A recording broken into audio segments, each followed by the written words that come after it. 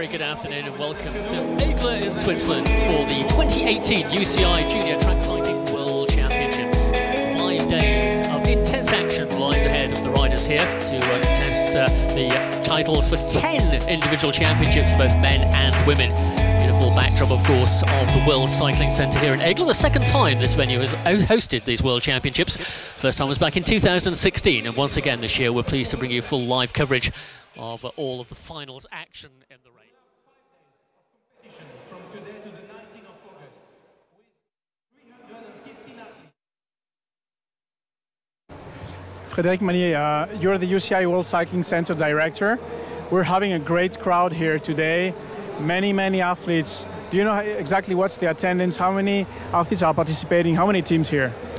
So I think that we brought the record ever for the Junior World Championships. It's 390 riders was participating with 45 countries. So it's always extremely good to have a junior and such a huge field, because junior they're the future for the next generation. So it seems like track cycling is healthy and popular. So I think it's great to be here and to have so many nations at the home of the UCI headquarters. 2 years ago we had the Worlds here, and Belgium, Niki de Grandele was carrying a world champion at the juniors level. This year she became in the elite world champion, so she was trained here. So this is definitely something very positive for the UCI and for the World Cycling Centre, to show how good it is to detect new talents. Yes, actually this is fantastic, and Niki, she's the best example. She became a junior world champion and then she moved here to be elite world champion in carrying. Yes, this is we develop potential. We want to develop, educate and coaches athletes. So yes, it's a nice story. When they start young, we detect them. And Niki now, she's not anymore in the World Cycling Centre, but she passed here, and this is the most important. It's like a school. We teach them, and so yes, it's great. It's excellent for the coaches that we have here and for everybody. On social media, and we will have a strong campaign on anti-doping for future champions carried out by the UCI and the CAD. Et sans plus attendre, c'est avec un immense plaisir que je déclare les championnats du monde sur piste junior 2018 officiellement ouverts. I'm looking forward tremendously to the racing and will delay no longer in declaring the 2018 UCI Track World Championship officially open. Thank you very much.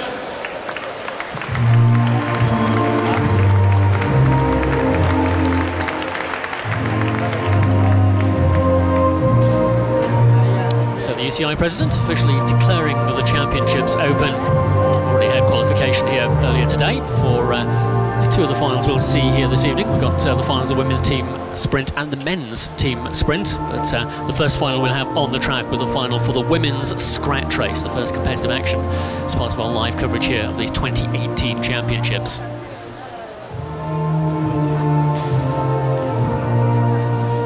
Crowd already seating area here inside the World Cycling Centre, and cheering the riders on, looking forward to the first medals to be secured in that women's scratch race final.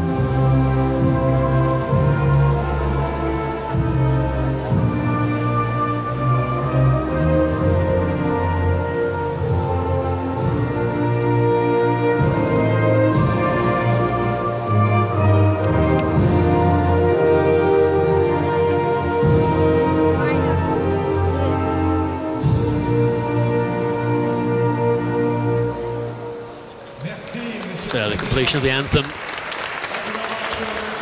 Franco Marvulli, our venue commentator, welcoming the spectators and the athletes as part of the opening ceremony that we've just seen. 45 nations involved in these 2018 World Championships. The cream of junior cyclists from around the world. So our first event is the women's scratch race final, and to tell you a little bit more about this, we have got a video to tell you all about the women's scratch race.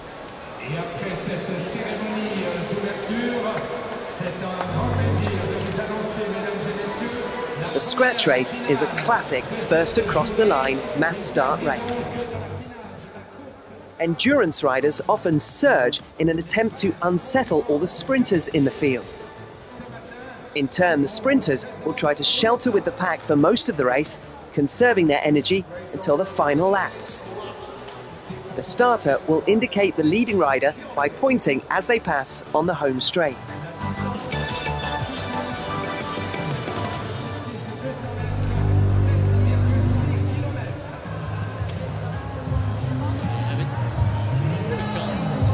Race, and there's the list of riders who'll be taking the start here. 20 riders who qualified through 2 qualification races earlier today.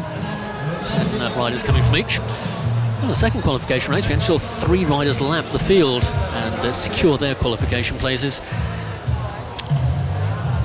And we expect a similarly exciting medal final here. Just to remind you, if you're not familiar with the boards here at the World Cycling Centre, this track measures 200 metres as opposed to the more common 250-metre tracks around the world. And that, for some events, makes for some slightly unusual distances. For example, this final will be contested over 38 laps of the track, which will give us a 7.6 kilometre final.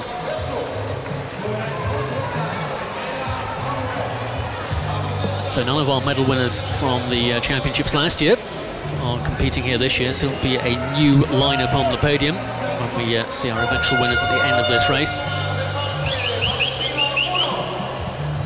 Those riders who gained the lap in the qualification heat earlier in the day, definitely worth keeping an eye on if they're going to repeat the feat during the course of the final. It was Anastasia Lukashenko of Russia, Sofia Liodaki of Greece, and Amandarian of Spain were the 3 riders who gained the lap in the second of the qualification heats.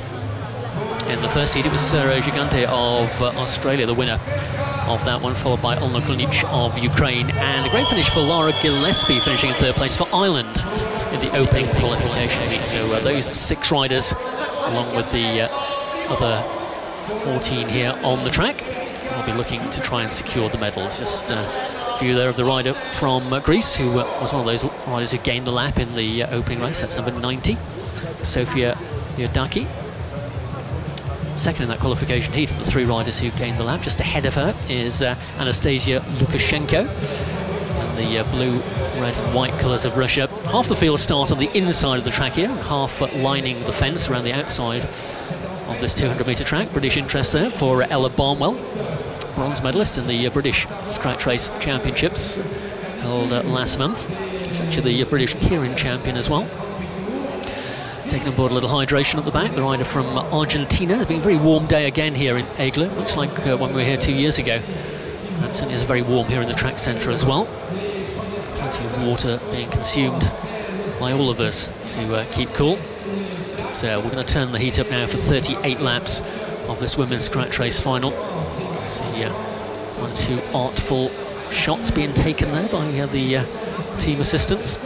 It's the last moment of gathering the thoughts here for these riders before they're rolled away. They'll have a rolling lap, and then the gun will fire at the completion of the lap when our starters happy that they're all together. Completed the roll call to make sure that all 20 riders are here on the start line. So we're about to get the whistle to get our first televised action of these 2018 Junior Track Cycling World Championships here in Aigle underway. It is the women's scratch race final, 38 laps of the track, 7.6 kilometres. If you've not got your pocket calculator to hand. And if they're all together this time round, the starter will fire the gun and get the race underway. The gun is held aloft, so it looks like we're good to go. The race is underway. So will we see an immediate attack? We saw that in the first qualification heat earlier today.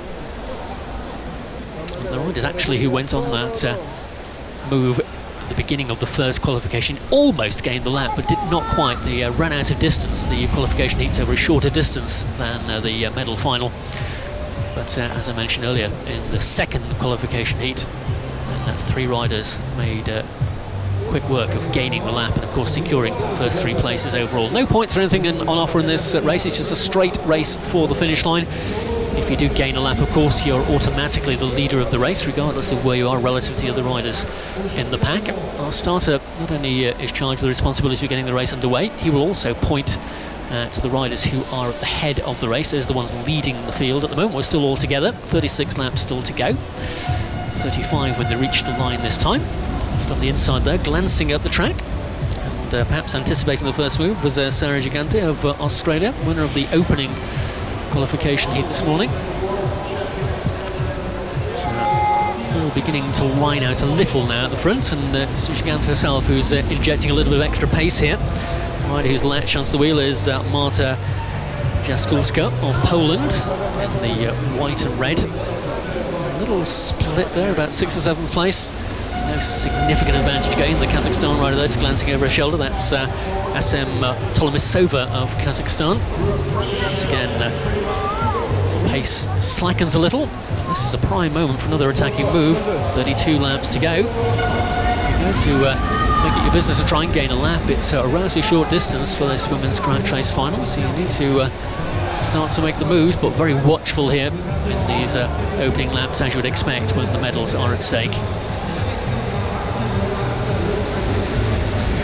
Ukraine in front of their group, winner of the opening qualification heat, Sarah Gigante. We've already seen her try to go clear, and the Ukrainian there on Kulnich was second in that first qualifier earlier today. Ella Barnwell for Great Britain comes to the front.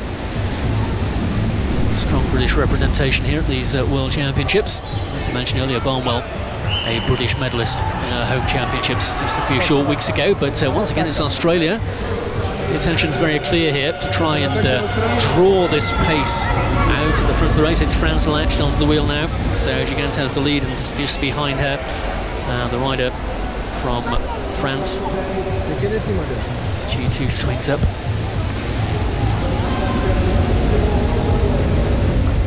It's Victoria Berthaud, French woman. The field momentarily allow a little gap to open. Spain now taking the head of the race. And, Spaniard, one of the three who gained the lap in that qualification ride earlier. That's Naya Mondrian. Once again, it's all changed though. Ireland coming to the front, 3rd place finish in her qualifier for the Irish rider here, Laura Gillespie.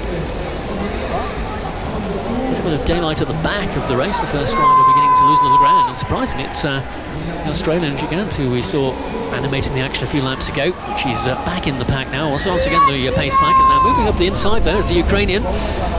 She saw the opportunity and she has gone away. So this is the first serious attacking move of this women's Grand Chase final. And how quickly a quarter lap advantage is gained on this 200-metre track. The rider who is making that move is Olna Kulnich of the Ukraine. Picked her moment.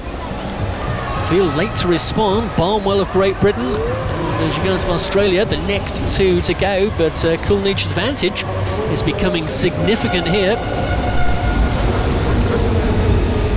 She made that move from the bottom of the bunch, and I should just point out that the rules state that you can't gain ground by utilising the blue band on the track, so our trackside officials, I'm quite sure, will be taking a close look at how Kulnich came to the head of the race. She's now half a lap ahead of the rest of the field with 21 laps to go. Czech Republic, front of the chase group now, and also the rider from Greece, Liadaki. Once again, Ella Barnwell of Great Britain. Still Kulnich though. 20 laps to go, 5 kilometres on this 200-metre track. Gillespie of Ireland in the green colours, swinging high, so no serious chase of Kulnich here still from the main field. One or two riders have had a go, but nothing that has limited the gains here of the Ukrainian.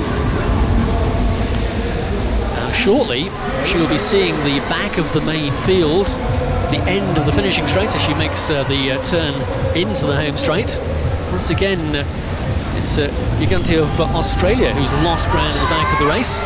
75, winner of the opening qualifier today, but she's the first rider in serious danger of losing contact with the main field, and the line strings out on the front in pursuit of our lone leader. The rider who has animated this move now is Gloria Scarsi of Italy.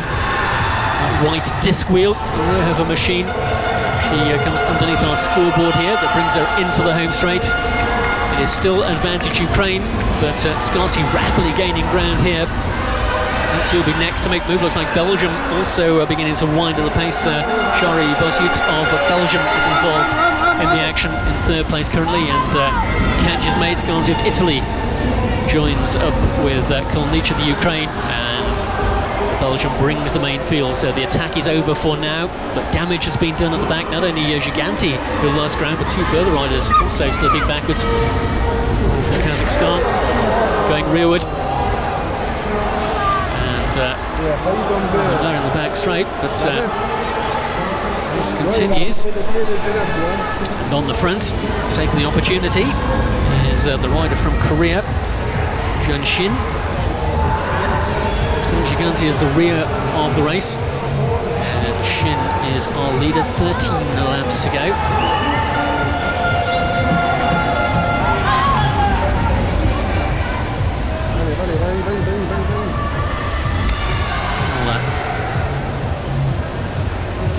Spread around the track now. Korean trying to press home her advantage.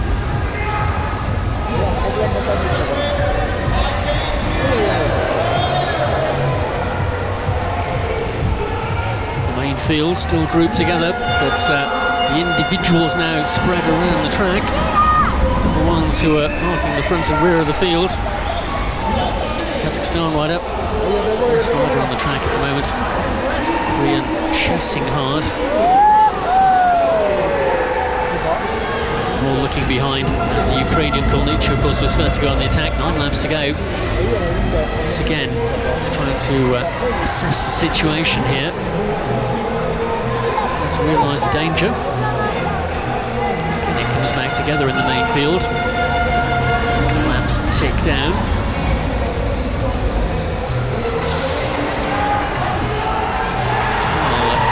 Being shown as the leader now by our trackside officials. So if she latches onto the rear of the main field, she's not quite managed yet. 6 still to go.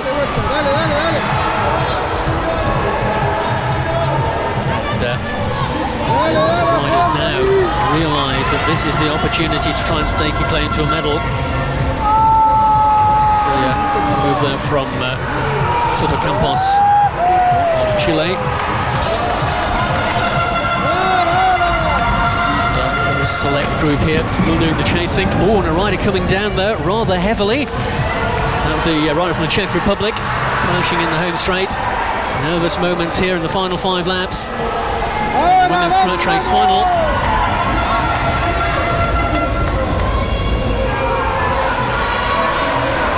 And it's France leading the main field. New bike being brought for the rider from Czech Republic. She just crashed with 5 laps to go. You can't return to the action of the final kilometre, being told by our chief commissaire that she will be credited with her position when the crash occurred, but you cannot return to the race in the final kilometre. And starting from 0 on the pace against such a leg in the final 4 laps of the track would be a tall order anyway. So 2 to go. And as the main field once again coming to the finishing straight, headed by Ella Barnwell. So the finger being pointed at Sarah Giganti of Australia. That's the head of the race. So here we go. And there's your first rider across the line. Wait for confirmation of that result for you, because all kinds of action unfolded in that closing lap with the Czech Republic rider crashing as well.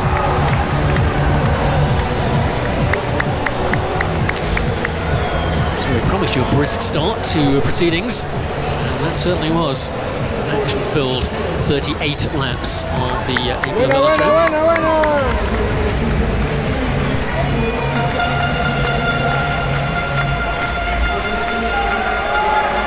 So as soon as we have confirmation of the 1-2-3, we'll bring it to you. Just over 10 minutes of racing for our first final of the evening.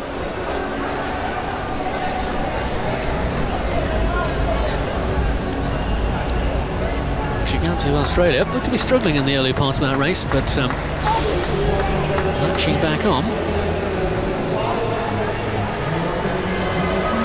as we mentioned, she did win the opening qualifier today, so we knew there was good form there for the Australian. Attacking move we saw from Kolnich, which really animated the race in the first half, despite an eye being cast over the technique she used to gain it by coming up the inside of the bunch. The track has specific markings around it to identify certain areas and regulations that apply. And in distance racing like that one, the blue band that's at the bottom of the track is not deemed to be part of the track. So if you voluntarily enter that blue band and use it to gain ground the rest of the race, you could find yourself subject to a warning or even potential disqualification. That happened to either from Hong Kong, China in one of the qualification heats here today. So we're still awaiting confirmation of that result. Shiganto of Australia was being noted as the head of the race, but as we observed, she wasn't too off the back earlier, so that's perhaps where the confusion has arisen here. Of course, that will determine not only who is our medal winner for the gold, but also the destination of the silver and bronze medals as well.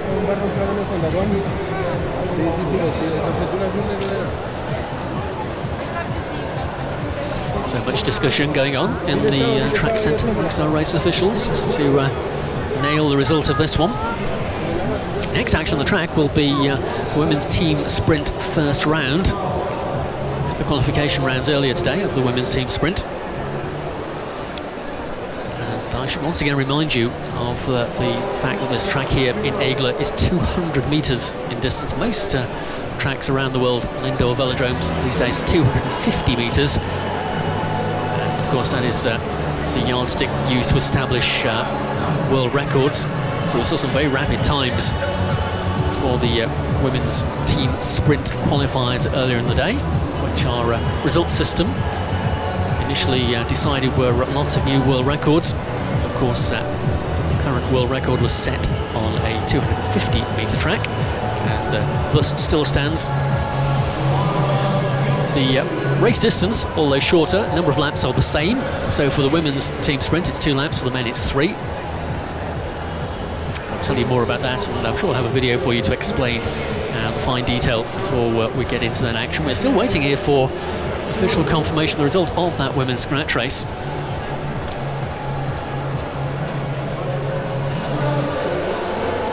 So meanwhile, the timing pads being laid out around the track. And once again, that's to prevent riders deviating onto the blue section of the track. The actual measurement of this track, the 200 metres, is denoted by the black line on the inside of the track. It's called the gauge line. That's the actual 200-metre measurement around the track. So obviously the objective in timed races is to stay as close to that line as you can and cover the exact distance of 200 metres.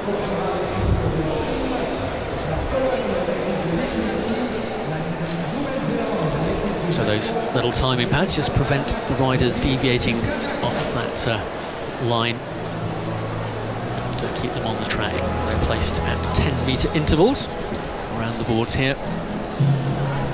Meanwhile, in the home straight, the starting 8 being brought out. We're just seeing a little action replay here of that women's scratch race final. And as you can, the rider was being indicated as the leader of the race by our trackside officials. That's the point at which he was deemed to have gained the lap.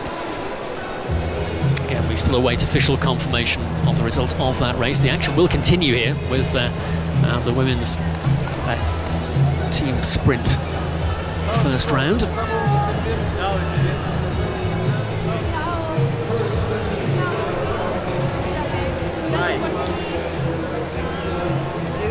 So from the qualification round, the top 8 teams have progressed into this first round of competition. And out of the 8 teams competing, 1 on each side of the track now, the fastest winning teams will compete for gold and silver, and the other 2 winning teams across the 4 heats, they will contest the bronze medal. and the other teams will be classified from 5th through to 8th place overall. So the women's team sprint features just 2 riders. The rider who starts in that starting gate on the inside of the track is obliged to lead away from the line and to bring the riders round for the first lap. So we will bring you more detail now with our quick guide to riding the team sprint.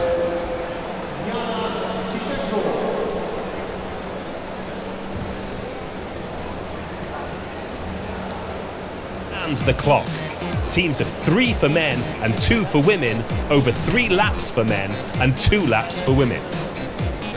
The task of the starting rider is to get out of the gate cleanly and bring the team up to speed as quickly as possible. After 1 lap, the first rider peels off to allow the next rider to make the pace. The leading rider must not swing up before a full lap is complete and must peel off between the area of 15 metres after the start line, otherwise the team will be disqualified. Top 8 teams qualify through to round 1, where they will be seeded based on their times. 4th against 5th, 3rd against 6th, 2nd against 7th, fastest against the 8th fastest time. The 4 winning teams will ride the finals for the medal. In the event of a false start, the team is permitted another start. Only 2 starts are allowed. So hopefully that makes it nice and clear for you how the team sprint operates. The rules have been changed a little bit, tweaked over the years, particularly how the riders change over at the end of the first lap. And China in the home straight versus the Russian Federation in the back straight. Russian Federation are the reigning champions. Big gap there between the 2 Chinese riders. That's Min Li and Yu Fanghu. This rider swings away. They have to do that within 15 metres of the starting line to give the race line to the second rider, who will complete the distance and obviously will record the time. Times are all important here. And it is 28.353 for the People's Republic of China and 28.926 for the Russian Federation. That was Ksenia Andreeva and Anna Dokcheva. So advantage China in heat number 1 of this women's team sprint first round.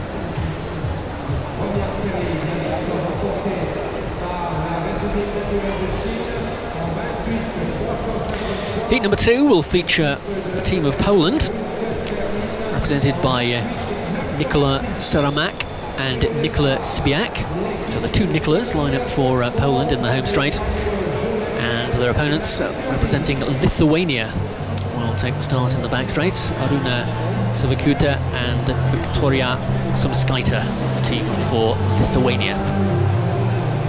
Time to beat that posted by the Chinese team in heat number 1, 28.353. The 2 fastest winning teams compete for gold and silver at the end of this first round competition. So it just takes a few moments to get the riders into the starting gate. The bike of the inside rider held by the starting blocks, which are released electronically at the end of the countdown. Trackside officials will indicate when the bike is secured, and thereafter there is a 50-second countdown, during which time the rider has to climb on board, secure the feet in the pedals and be ready to race.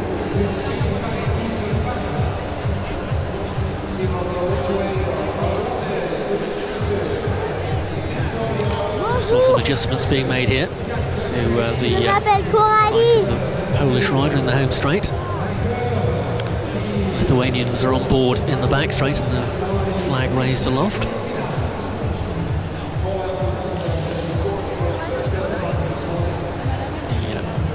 The coach for the Polish team not quite happy with how the bike was located in the gate, so it's been repositioned. There's a clamp that holds the top of the seat tube, and what are essentially brake blocks that hold the back wheel. It's those brake blocks that are released by the timing system to allow the rider to get underway. False start will be given if The rider in the gate crosses the line before the gun fires. It's quite difficult to do when you're in the starting gate. The likely cause of a false start in this event is if the second rider crosses the start line before the inside rider. That would also be deemed to be a false start. And we have technology now to actually give us an indication of that, which is like we've seen in the world of tennis and other sports where we have electronic indications that show us indiscretions. We now have a false start technology here as well, which aids our track centre officials. Minute detail of the relative positions of the riders' wheels on that starting line. So it is Poland and Lithuania. Our split screen shot showing you Poland in the home straight on the left of your screen, and Lithuania in the back straight on the right. Final few seconds of the countdown, and then the gunshot will get the race underway. Both teams cleanly out of the gate. Rider on the inside for Poland is Saramak, and the rider who led away for Lithuania was Savakaiti. Both teams change, and it will leave Sobiak and Samskaita to complete the distance here in this second heat. Time to beat 28.353 from China. It's victory here in the second one for Poland in 28.489, but that's second fastest time we've seen in this first round. And the Lithuanians, who were fastest of the opening lap there, but just faded slightly on lap 2, 28.666, good enough for second place in that second heat.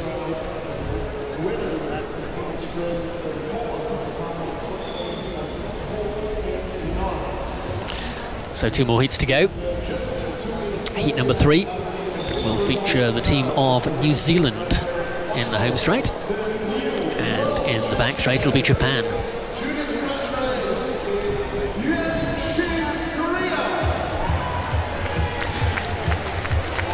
So while we wait for the teams to come to the line, I can hopefully shed some light on the confusion that reigned at the end of that women's scratch race. I was convinced that the Australian was actually off the back when she was credited with a lap gain, and it would appear that would be actually the correct situation.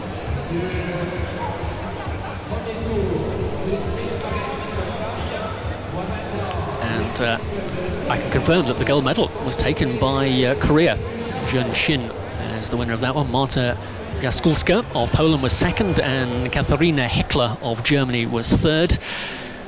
So I'm going to chalk one up to the commentators there for spotting that Giganti was the rider who was off the back, even though she was being indicated as the leader of the race from trackside, and that's what caused the confusion. But problem solved, and Jun Shin of Korea takes the gold medal in the women's scratch race final. Meanwhile, we can take you back live to the action in Heat 3 of the women's team sprint. New Zealand represented by Sophie Lee Bloxham and Shana Fulton. And Japan with Setsuka Masuda and Anna Uemoto. Heading for completion of the opening lap, advantage for New Zealand. And fastest time still stands to China in 28.353. New Zealand are around into the finishing straight and will get there ahead of Japan. Time 28 is 28.588 for New Zealand. So that'll place them third currently. Remember, it's the fastest 2 winning teams who will race for gold and silver later. And there's one more heat to go. And it'll feature the silver medalists from 12 months ago. And in fact, this is the team who took the silver medal in the Junior World Championships last year, when they were held in Montichiari in Italy, which has hosted the European Championships on numerous occasions as well. Incidentally, the European Championships immediately follow the World Championships here in Aigle next week, starting on Tuesday. So it's full-on championship action here in Switzerland over the next 7 days or so, with this final heat. And the team of Germany, represented by Emma Gotz and Lee Sophie Friedrich, and their opponents are the team of Kazakhstan.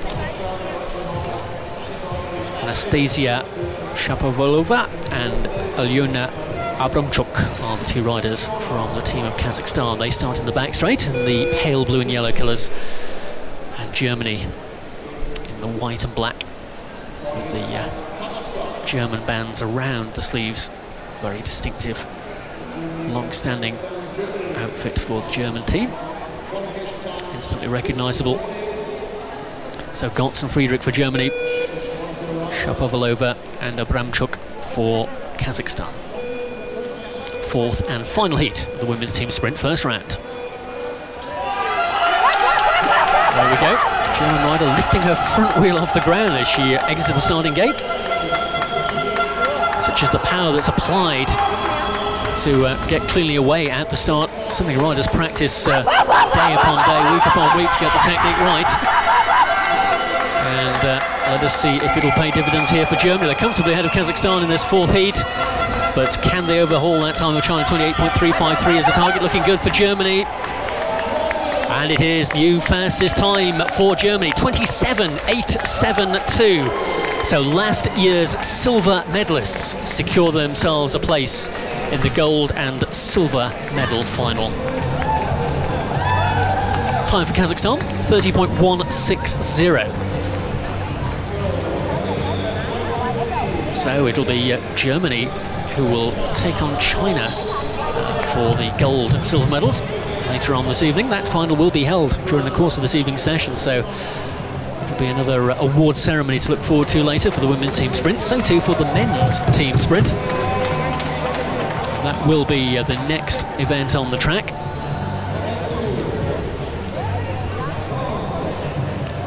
I captured just qualifying that time for Germany, 27.872, the fastest we have seen, not only in that final heat, but also in the qualification round earlier today. So Germany certainly in very good form at the moment. And last year's silver medalists, can they make it gold? We'll find out later when we come to the finals, but it is time to move now to the men.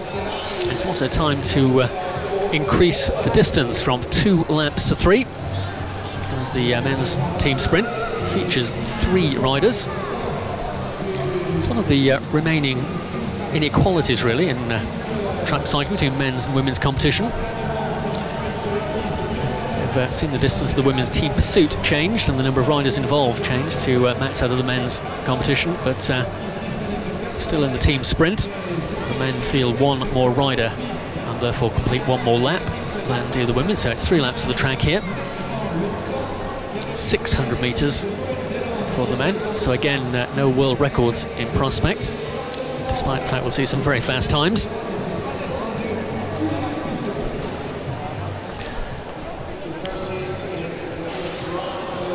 So the riders already on track for the first heat of this one.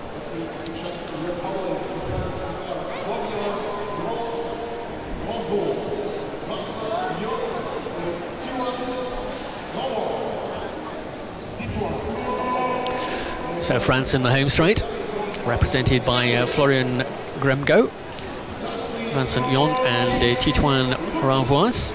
And in the back straight, the team of the Czech Republic, David Grossman, Jakub Stajny and Jiří Luksik are the team for the Czech Republic. Once again, same format as we saw in the women's first round a little earlier, that the fastest 2 winning teams will race for gold and silver later, and the other 2 winning teams racing for the bronze medal, with losers classified from 5th through to 8th place overall in the standings. So once again, 4 heats, from which we're looking for the winners of each.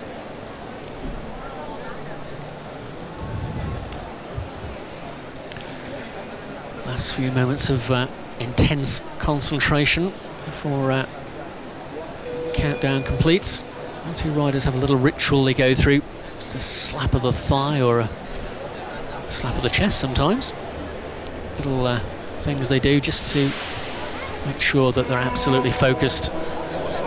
It's fascinating to watch as they await their destiny as the heat gets underway. So France versus Czech Republic. France in the home straight, Czech Republic in the back straight. Heat number 1 of the men's team sprint first round.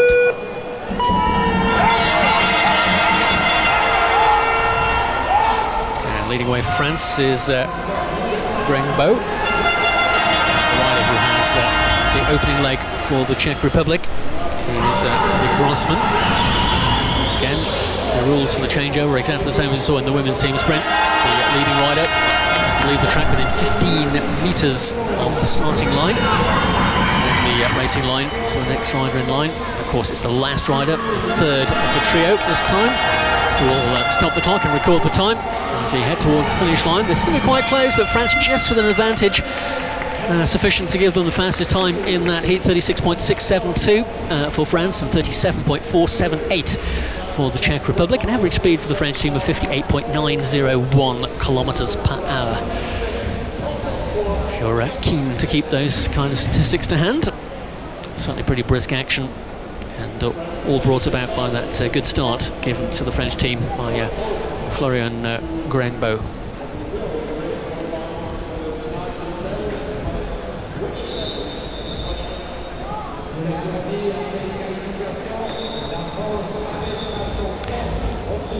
Heat number 2 will feature Germany versus Malaysia.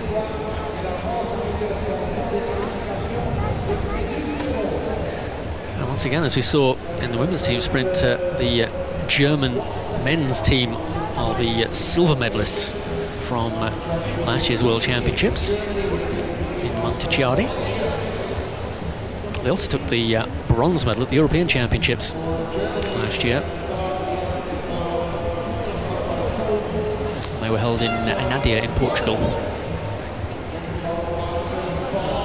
That part of the world been suffering some intense heat over the last few weeks, and I can tell you it's pretty warm here in Aigle today as well. A gentle breeze blowing outside the velodrome, but no such luxury inside. Very warm indeed.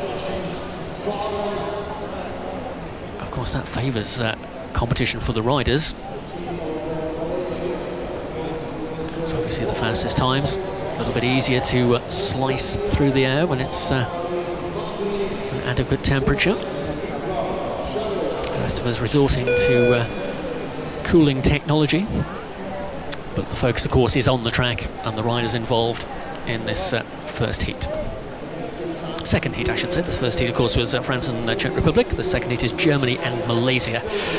So Germany is Elias Edbar, Julian Jager and Anton Hohne. And from Malaysia, Mohamed Modkadir, Amar Masri and Mohamed Sarom. Time to beat, 37.672. Underway. See those legs pumping, getting that gear turning. It's a big gear these riders use to give them maximum velocity, but it takes some effort to get away. As I mentioned, it's the thing that the teams practice almost more than everything else in the team sprint, is the getaway from the line to make sure it's absolutely millimetre perfect, no energy wasted, no ground wasted. And it's pretty close at the moment between these two. Fastest opening lap for Germany. Malaysia hitting back with the fastest second lap. Who's going to take overall victory though? On the line, it will be Malaysia in 37.150. And Germany 37.184. So last year's silver medalists, the losers in that heat, to the team of Malaysia, and they're pretty pleased with that one. 37.150. Malaysia winning heat 2.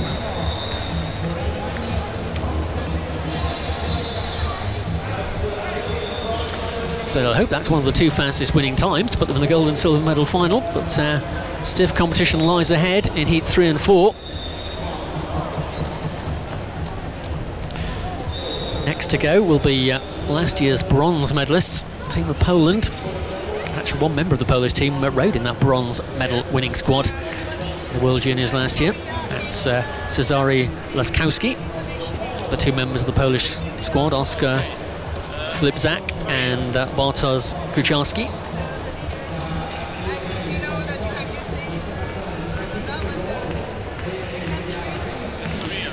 And the team of Kazakhstan will take the start in the back straight, represented by Andrei Shugay, Dmitry Rezanov and Viktor Golov. 37.932 was the time posted by Kazakhstan in qualification earlier today, and Poland 37.070. So by almost a second, the Poles will start the favourites here, but you can't always necessarily guarantee that you're going to reproduce the form you showed in the qualifications in the next round of competition. Requiring 3 rides today in the team sprint, the opening qualifiers this first round, and then of course those teams who make it into gold, silver and bronze medal finals. Third ride of the day to eventually secure the colour of the awards they will receive on the podium.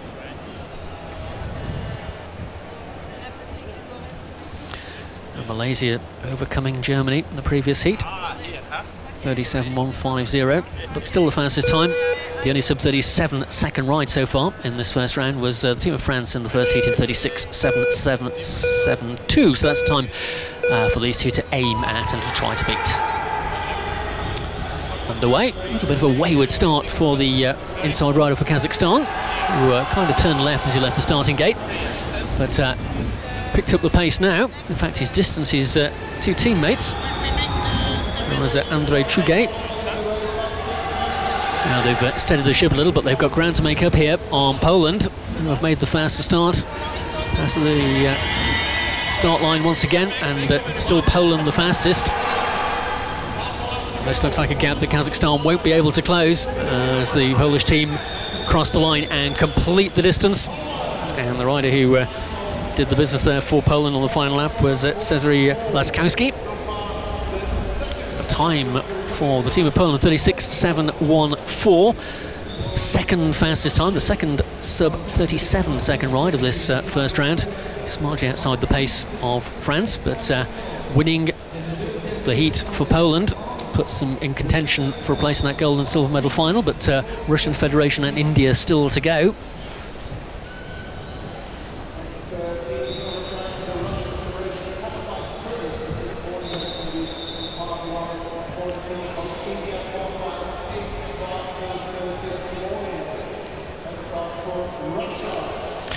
So on to the final heat, and it's the Russian Federation who will start in the home straight.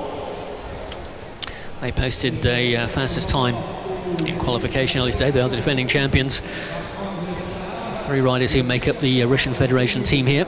Daniil Komkov, who was part of last year's gold medal winning team. Ivan Gladchev and Mikhail Smazhin. That's the team for the Russian Federation in the home straight, and their opponents in the back straight. From India,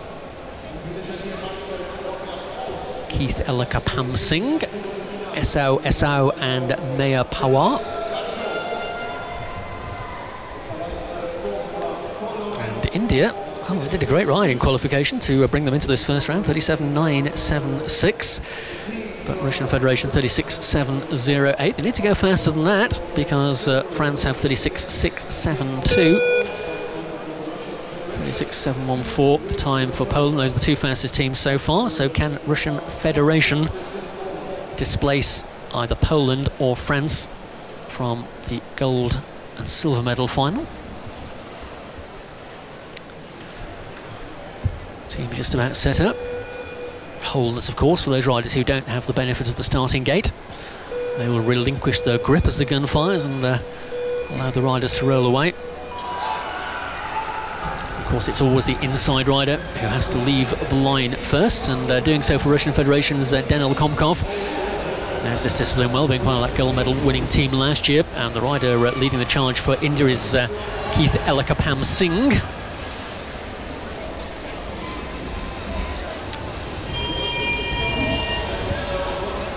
Well, Russian Federation had a problem here.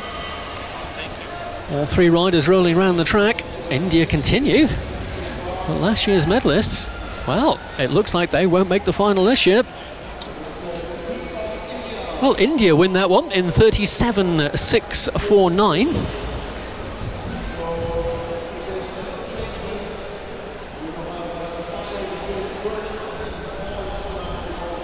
So France and Poland retain their positions for the gold and silver medal final. But the drama there is that last year's gold medalist, Russian Federation, had a problem.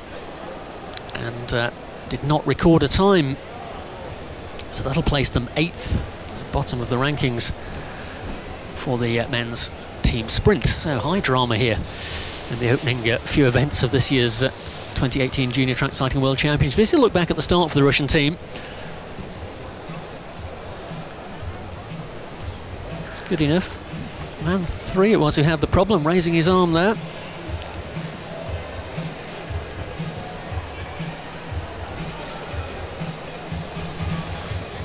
Very close scrutiny now being paid to troublesome wheel of that machine there for the rider from the Russian Federation. Well, race officials also having a careful look to see what disaster befell the Russian Federation team. Wait and see what conclusion they come to. Tee you up for the next action on track. It'll be the victory ceremony for that women's scratch race we saw a little bit earlier. Of course, we had that slight confusion that surrounded a rider from Australia who initially was credited with the victory, although I had flagged up during the course of the race that she was losing ground, not gaining it, and so it proved to be. So we'll see the medalists on the podium very shortly for our first victory ceremony of the evening, the women's scratch race final. Meanwhile, the discussion continues over the fate of the Russian Federation team here. Third rider had a problem inside the opening half lap. The great and good of the UCI commissaires panel, deep in discussion. Keen interest obviously being taken by the representatives of the Russian Federation team as well, not more so than the riders as well, who were hoping to secure another chance at a gold medal. But at the moment, still to be decided whether they will get the opportunity to have a second go.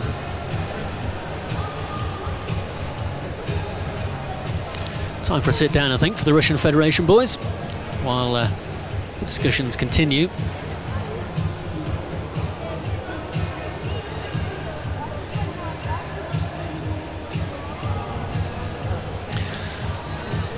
We've got more action for you in the men's team pursuit, another event that began with the qualification rounds earlier today. That'll be at the first round stage this evening. The competition will be continued tomorrow for the eventual battle for the medals.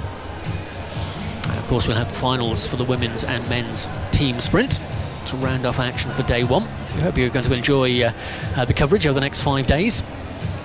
It's great to be back here in Aigle for the 2018 Junior Track Cycling World Championships. It's a great pleasure to be here 2 years ago, last time this venue hosted the competition. And good that we can bring you the action here live from the World Cycling Centre. 200-metre velodrome.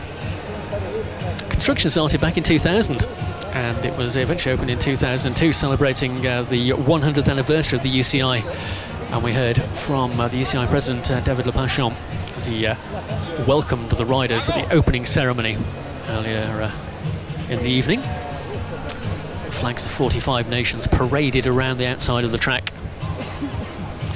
So another look at that problem for the Russian Federation team here. You can see the start, man one successfully away.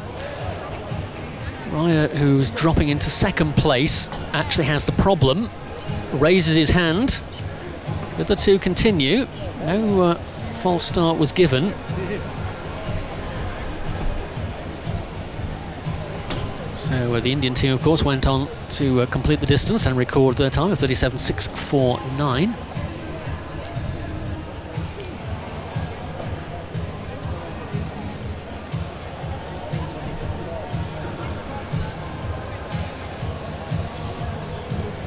So still in the situation here where we're waiting for a decisive outcome to this.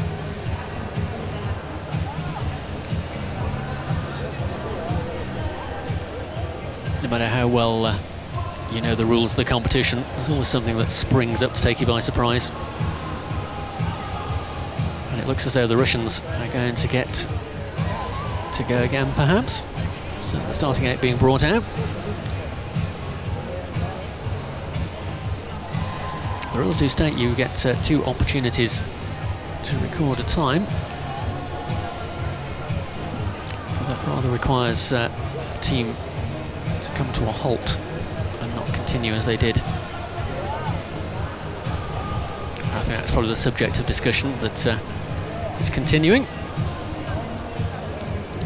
So let me, whilst we're waiting for a final decision on that, just take you back to that women's scratch race and confirm for you the medalists we will be seeing on the podium very shortly. Well, actually, we'll not do that, because just look down here at the problem that's being examined here, which is on the shoe of the rider who came to a halt. Obviously, he won't be taking the restart with only one shoe, but team just having a look at that. The feet are held into the pedals by means of clips. Those of you who are keen cyclists will be probably very familiar with the numerous systems that exist in order to secure your foot to the pedal. Very often, though, in sprint-type events, you do not rely solely upon that clip, no matter how efficient it may be. Quite often, riders also reinforce it with a Velcro strap just to make sure the foot remains firmly anchored to the pedal. Because, of course, of the immense forces that are applied to the bike to get it underway can cause the foot to become detached. So, whilst that situation continues, we are going to bring you the first award ceremony of these 2018 Junior Track Cycling World Championships, and it is for the women's scratch race.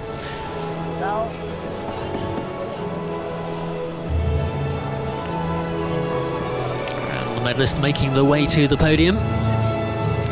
The win, of course, for Korea and Juan Shin. Second for Marta Jaskulska of Poland, and third for Katharina Heckler of Germany, as they take their places in front of the presentation podium, and of course to receive the medals.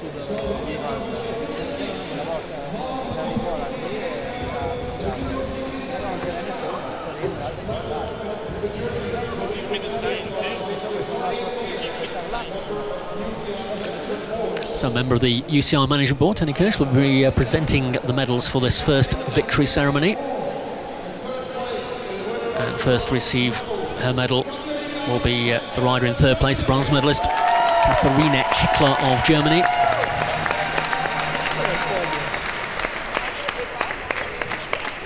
I think she's pretty pleased with that. Handshake, and the bronze medal for Katharina Heckler of Germany. Silver medal, well, that went to Poland. And to receive that medal, Marta Jaskulska.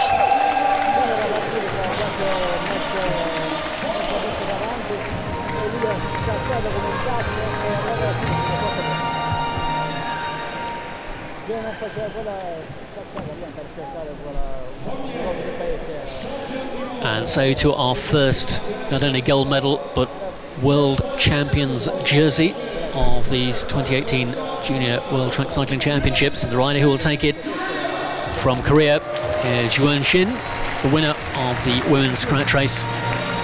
She will receive the rainbow jersey of the Junior World Champion.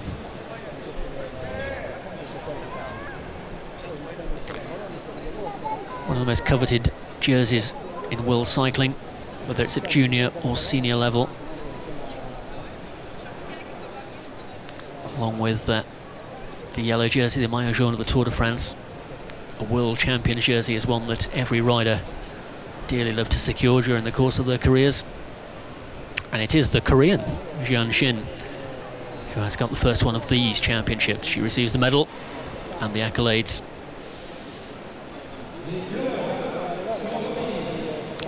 So our first junior world champion of 2018 for Korea, Juan Shin.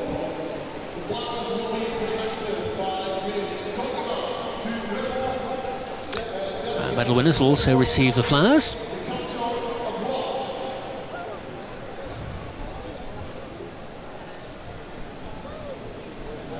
And then, of course, they'll take the step onto the podium, and we will hear the national anthem of Korea.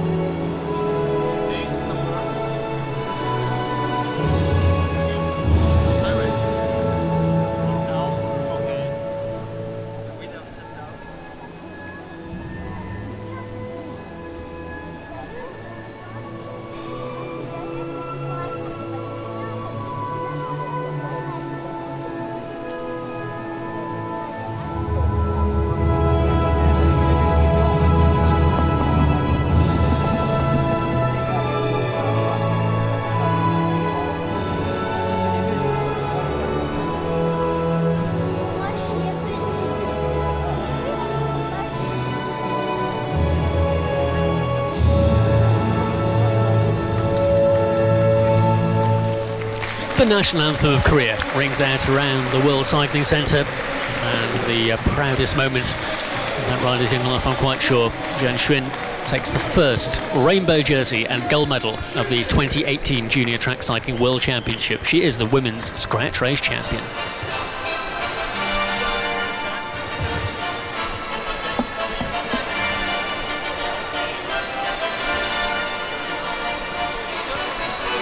So she'll head off to sign a few of those jerseys. And we'll focus our attention back onto the track itself. The team of the Russian Federation are going to be given a restart here.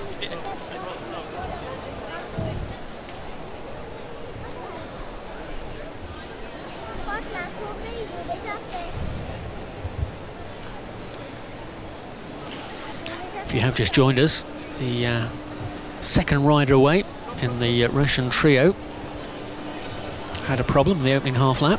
His teammates continued initially, and the team of India completed the distance, posted a time of 37.649. But the team of Russian Federation, they are the defending champions, winners 12 months ago, so they will take the start on their own now in the home straight.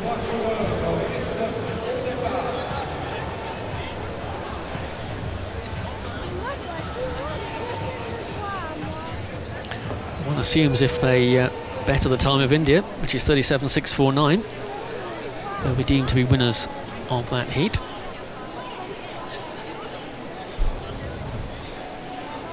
France and Poland, 36.672 and 36.714 respectively, are the fastest two teams at the moment. Russian Federation were comfortably the fastest in qualification earlier today, with a time of 36.708.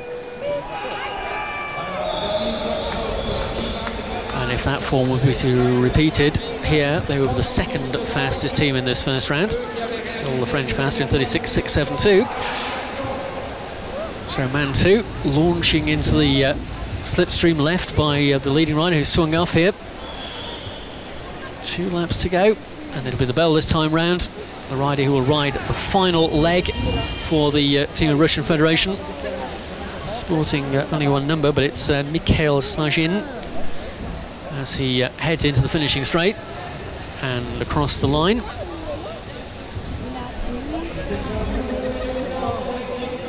Let's wait for confirmation of the time.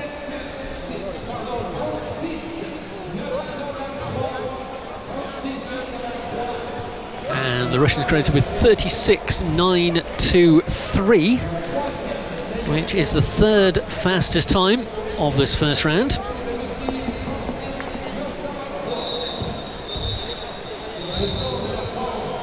So that's not changed the destination of the gold and silver medal final. That would be France versus Poland. Russian Federation third fastest, 36.923.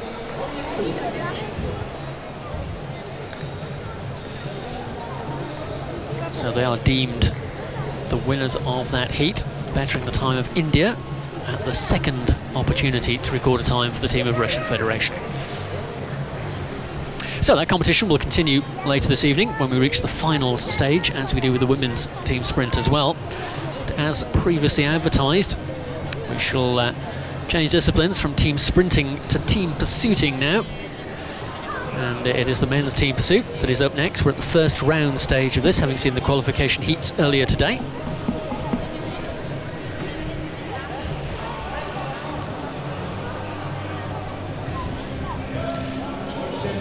So we are going to bring you our video, quick guide to the team pursuit for you now, to tell you how this race works.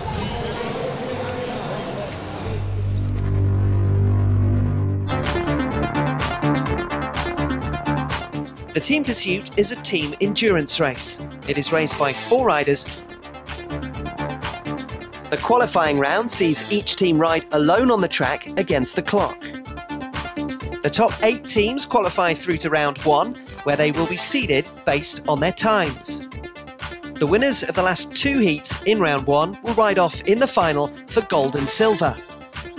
The other 6 teams shall dispute the finals for the small placings on the basis of their times in round 1. 1 team starts on each side of the track and they race each other and the clock. The winner is determined by either catching the other team or by recording the fastest time.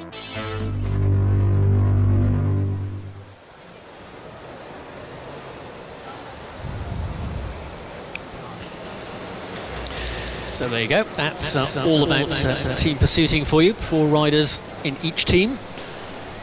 Time taken on the 3rd riders across the line. So you can afford to lose one. And Italy and Belgium, first to go in heat number 1.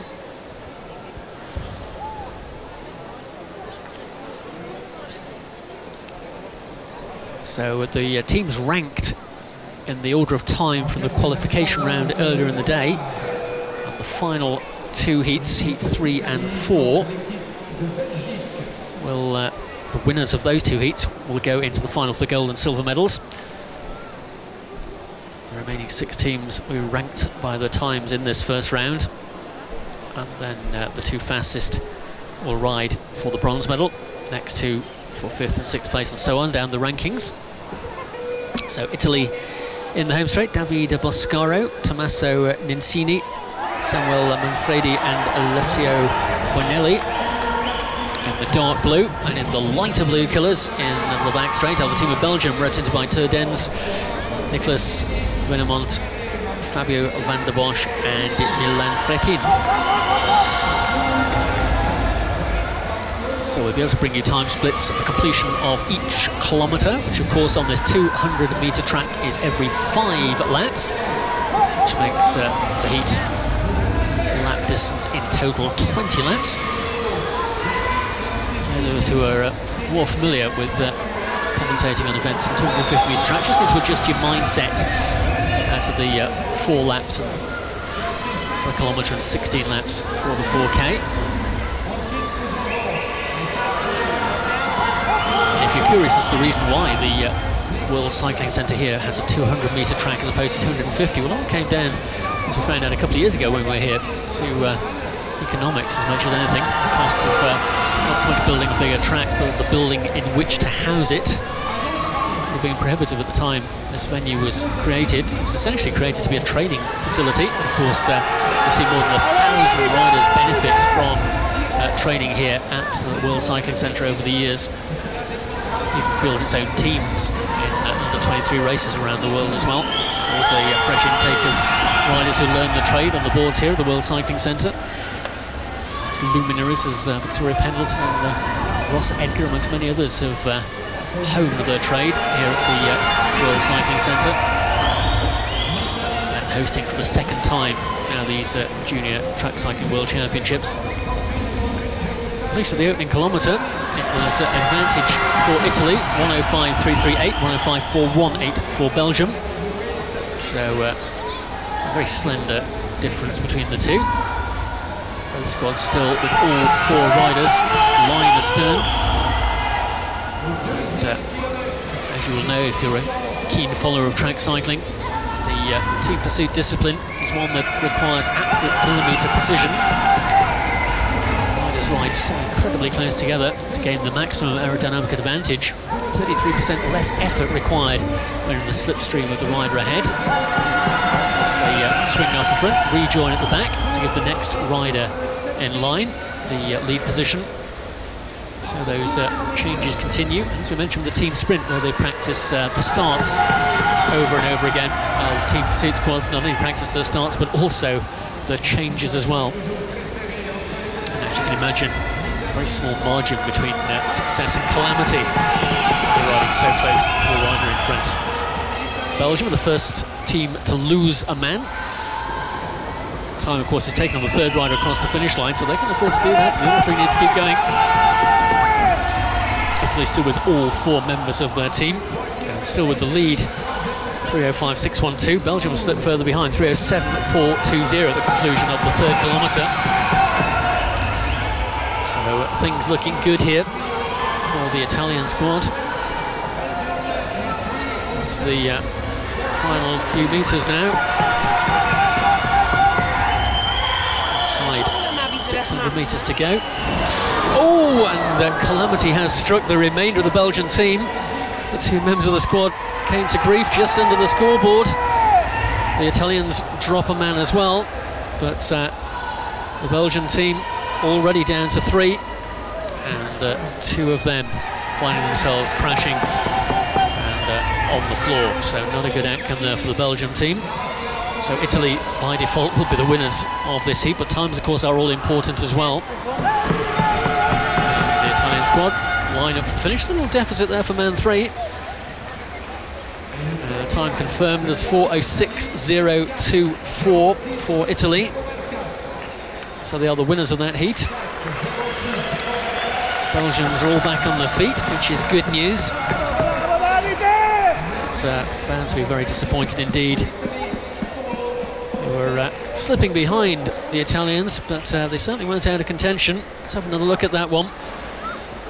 We were mentioning millimetre precision and the necessity to make sure that you don't overlap the wheel. That's exactly what the second rider did. There's the lead rider swung up, took away the wheel of the second rider, and the third rider who was just behind had nowhere to go either. It was man 2 who was overlapping the wheel of man 1. And that, you can see, the only inevitable result of that is a rather hard contact with the ground.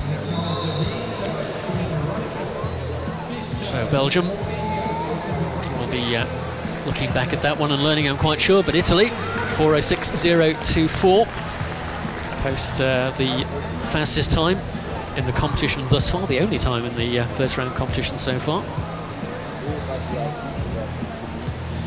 We bring our next 2 teams to the track. Our venue team here just checking the surface of the track to make sure that no damage is inflicted on the boards. Quite easy to knock out a splinter when you come to grief like that. So they'll run a very careful eye over the track, with the assistance of our track officials as well. Wayne Mario and Andres Gensheimer there, just having a look, make sure that all is well, that the repairs are completed to their satisfaction. This is where the universal cure-all of gaffer tape very often comes to the assistance to bring us a quick track repair. It's a particularly deep gouge, and it will likely be filled overnight with a quick drying filling paste, ready for the resumption of competition tomorrow, but temporary repairs will be made.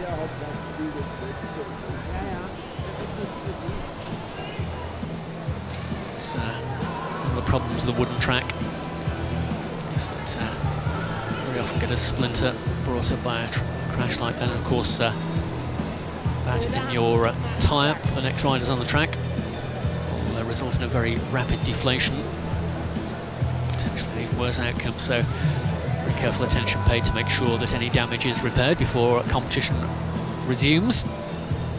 You can see the little line of white gaffer tape we're favouring on this occasion. The old dustpan and brush also part of the track repair team's armoury. So just putting a little bit of filling in there before taping it over, to make sure that the particularly deep indentations are levelled out.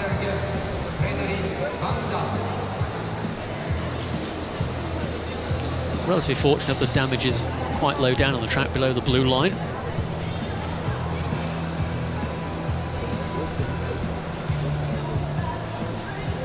Well, we've actually got a question coming from one of our viewers, and as I've just been saying, depending on how deep the hole in the track may be, it may just be a piece of gaffer tape over it will solve the problem, but maybe a little bit of packing underneath that tape, if it's a pretty deep gouge, and then overnight they'll use a fast hardening wood filler to make the surface good again. And we'll remove the tape, so the track will once again be back to pristine condition, ready for competition tomorrow.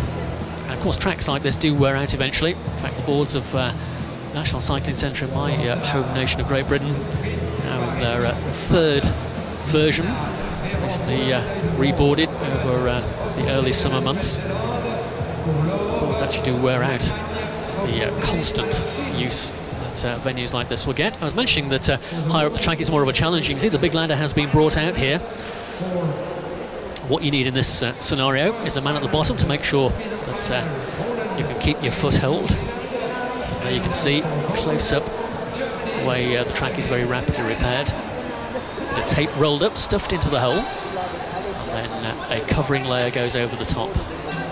I've also seen tracks repaired by use of rolled up bits of race communiques that we receive with all our race information as well, just to make sure that hole is filled. Not perhaps quite as flat as it might be in that one, but certainly better than the considerable divot that would have been there, the chunk of wood removed during the course of that crash. Well, I'm no expert on the world of adhesive tapes, but I would say that's more like masking tape, gaffer tape. We're making our business to research the type of tape used here in Aigle by the track repair team and bring you that information tomorrow. What better excuse could you need to tune in to the action on day 2? Remember, we're with you every single day of this 5-day championship with a live coverage of the finals, the evening session each day.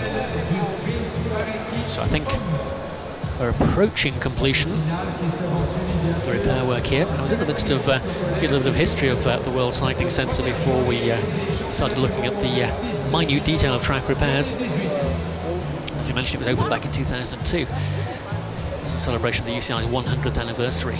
And it's a magnificent facility. If you've never visited this part of Switzerland, it's absolutely beautiful. Located here in Aigle, nestling in the alpine peaks of the Canton de Vaud Valley region. And just a little bit further along from Aigle, where the World Cycling Centre is located, the shores of Lake Le Mans we passed yesterday on the way in from the airport. Such famous cities as Montreux, Vevey and Lausanne. It is an incredible area of outstanding natural beauty. And if you're looking for somewhere to come and visit, whatever the time of year, of course, a great skiing location as well in the winter months. Absolutely beautiful. And seeing lots of cycle tourists actually enjoying the lunch this afternoon in the World Cycling Centre Cafe. Road bikes loaded down with panniers, obviously enjoying a camping trip in the beautiful Swiss countryside.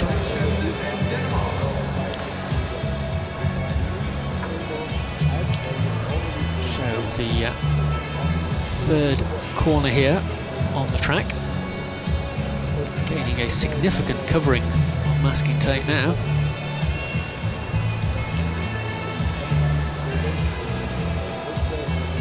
Of course, as the bike slides down the track, very often the pedal will cause perhaps more damage than even the initial crash did, because that can sort of rake the wood down as well. Boards of the World Cycling Centre here, as with most indoor velodromes, made of Siberian pine. Over 1,700 square metres required to build this 200-metre track. And just over 6.65 metres wide at its widest point.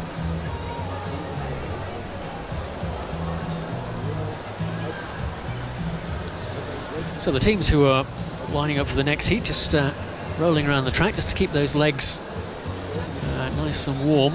Of course, the riders go through a warm-up process before they come to the track, so an unanticipated delay such as this one, it's about by a circumstance no one can avoid, but the riders have got themselves teed up, ready to come to the track and compete. Just making sure they keep that focus. Some of them have a little chat, others head down, fully concentrated, making sure they stay in the zone required. The task required is to not only win the heat, but also to post the fastest time of the winning teams to secure that gold and silver medal final, which will take place tomorrow. We'll also proceed into the first round of the women's team pursuit competition during the action tomorrow. Day 2 of these World Championships.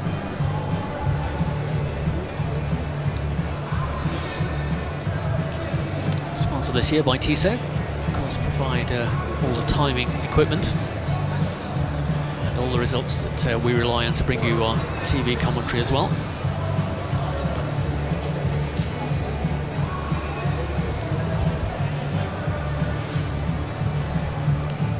seating capacity of the World Cycling Centre, 680. And well represented the nations around the venue here.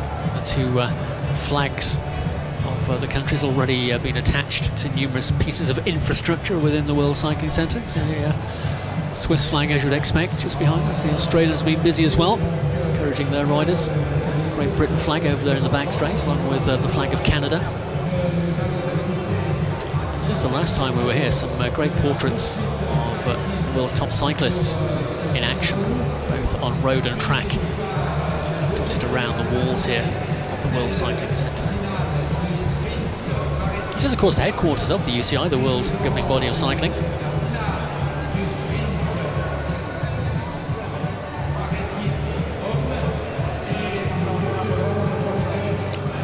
As befits the huge UCI logo at either end of the track. I think that too might be about to get a little bit of masking tape applied. Quite remarkable, the trajectory of the damage caused by that misfortune for the Belgians in the opening heat.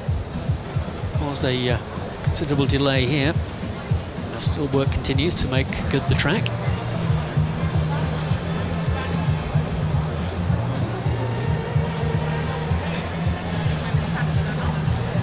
It's a fine art track joinery. Some very skilled practitioners around the world, not only to repair tracks but also to build them as well. As I mentioned a few moments ago, it's the first indoor velodrome of 250-metre Olympic standard in Great Britain. The National Cycling Centre in Manchester was reboarded for the third time in its history earlier this year, resulting in the venue being closed for almost 2 months while the old track was stripped out and new boards inserted. The old woodwork from Manchester proved once again very popular, with people purchasing it to make their very own mementos. A track, of course, which has hosted many World Championships itself. Although never in my memory the Junior World Championships. We had it in Glasgow back in 2013, and for the second time this year in Aigle. Last year, of course, Montichiari in Italy. As I did mention earlier when we introduced you to our coverage here this evening, that the action continues following completion of these World Championships. The European Championships get underway on Tuesday, 21st of August. So just a day in between the Worlds and the Europeans. No doubt the majority of riders here who are eligible to contest the European Championships will be staying on. And of course, the benefit of having the European Championships following the World Championships is that all those new World Champions, assuming they compete in the Europeans, will get to wear those brand new World Champions jerseys. So I think our track repairs are finally completed. The ladders have been returned to whence they came. And the highly skilled technicians are departing as well. So I think finally now we can bring our riders back to their starting stations. Let's remind you, it's a little while ago that we queued up this heat for you. Who is involved? The home straight with the team of Russian Federation. We've seen them involved in drama in the team sprint a little earlier. So the riders now for the team pursuit for Russian Federation in the home straight. The Gleb Sirista, Nikita Bezniev, Alexander Barsov and Lev Gonov. And in the back straight with the team of Denmark, with Oliver Wolf Fredriksson, Robin Jules Wild, Matthias Gunnar Malmberg and Fredrik Wandal, the team of Denmark. So this is heat number 2 of the men's team pursuit first round. And all riders safely on board the machine. And we're into the final few seconds of countdown. The flag's held aloft to indicate that the team are secured. The man in the starting gate is the one who triggers the start of that 50-second countdown.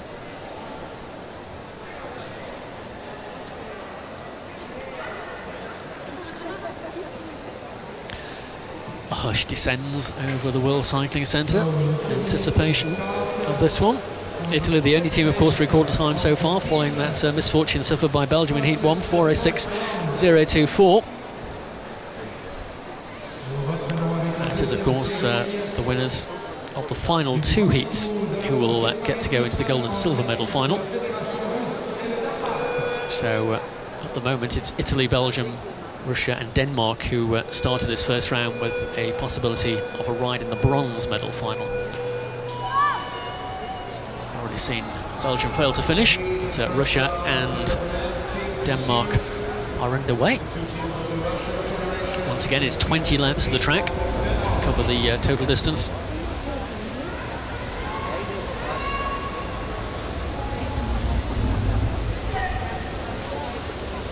Nice smooth start by both teams. The red and white colours very familiar for Belgium. To the completion of the opening lap, the Danish team is looking for the time splits for the Danes, who of course are the team in the red and white. Belgium on the mind at the moment.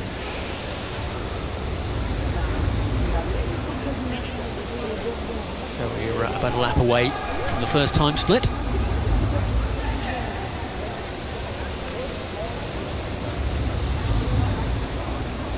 They will reach that point this time around. And it's the Danes who will get there ahead of the team of Russian Federation by just shy a second and a half. 1:04.967, 1:05.740 for Russian Federation. That's not a significant deficit at this stage of the competition. Teams, of course, will ride to a very carefully managed schedule. It's the usual location of a coach at trackside, of which both teams are benefiting at the moment.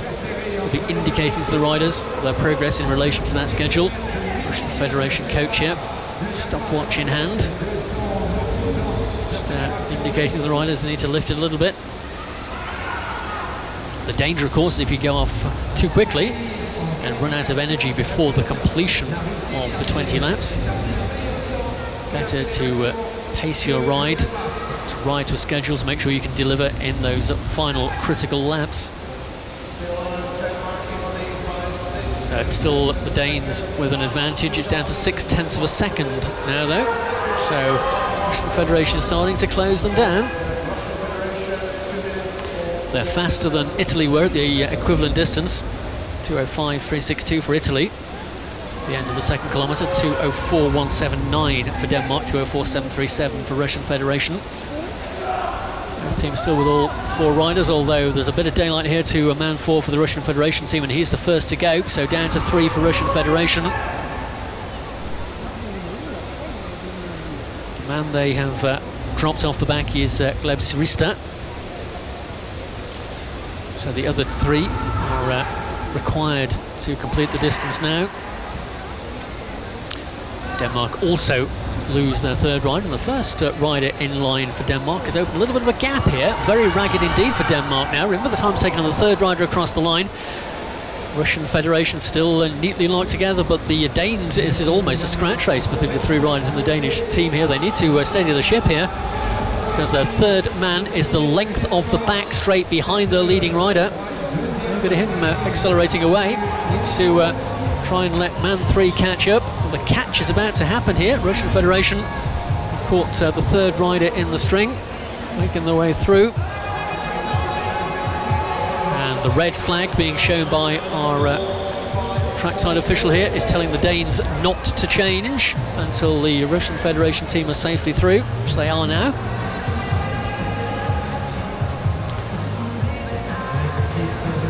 So it is definitely advantage Russian Federation here, even though Denmark were faster away from the line. Team falling apart in the closing stages.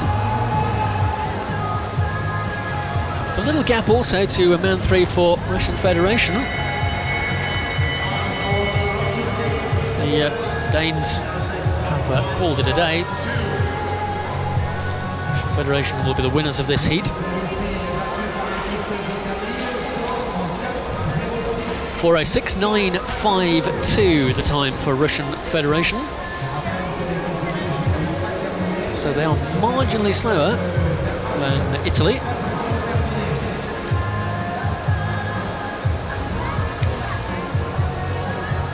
But with neither Denmark nor Belgium successfully completing the distance with all three riders, it'll be Italy and Russian Federation who will ride for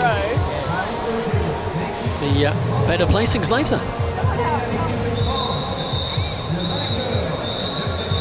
Their times will go into the mix with the remaining teams. Of course, the final two heats, the winners of the final two heats, heat 3 and 4, will progress directly into the gold and silver medal finals. Then it'll be the fastest two teams who will ride for the bronze medal next after that one. So that's the way that one works out. Denmark credited with a time of 4:49.765. They actually did finish, albeit not in the required manner to challenge one of the fastest times in the competition.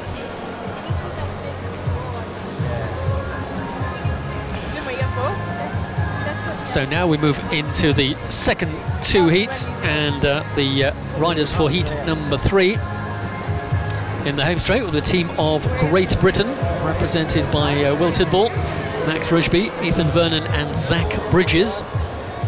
Coming to the track now. And their opponents in the back straight will be France, represented by Florian Pardon, Louis Brul, Kevin Vauquelin and Nicolas Hamon. So Great Britain versus France. And it's the winning team from this heat that will secure a place in the gold and silver medal final, where they will meet the winners of heat number 4, which is of course yet to come. It's the latest incarnation of the team pursuit rules. Changed a few years ago. Used to be straight from qualification into medal rides, with the first round reintroduced. That's the way the system works to bring us our teams. Great Britain were the team who qualified second fastest this morning, 58.661 the average speed to give them a 4:05.480. Faster than France, who did a 4:05.599. So not a lot of difference between the two this morning in qualification, but now of course they meet head-to-head on the track, and only one of these two teams can make it into the gold and silver medal final. Good steady start by both.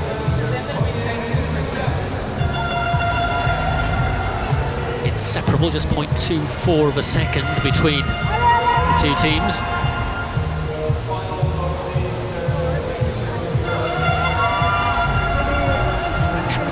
To gain slightly more ground, 0.478 now.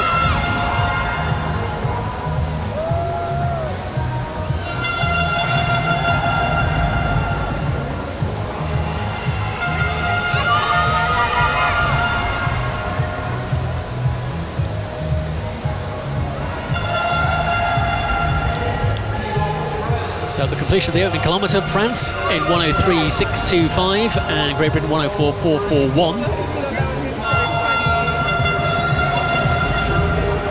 0.8 of a second shy of the pace of France currently with Great Britain. Early days yet though. And emphasising once again that many teams favour the technique of building the pace to make sure they've got enough reserves for the final decisive laps.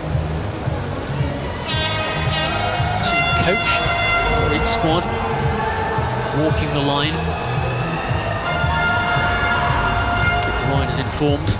Bit of encouragement.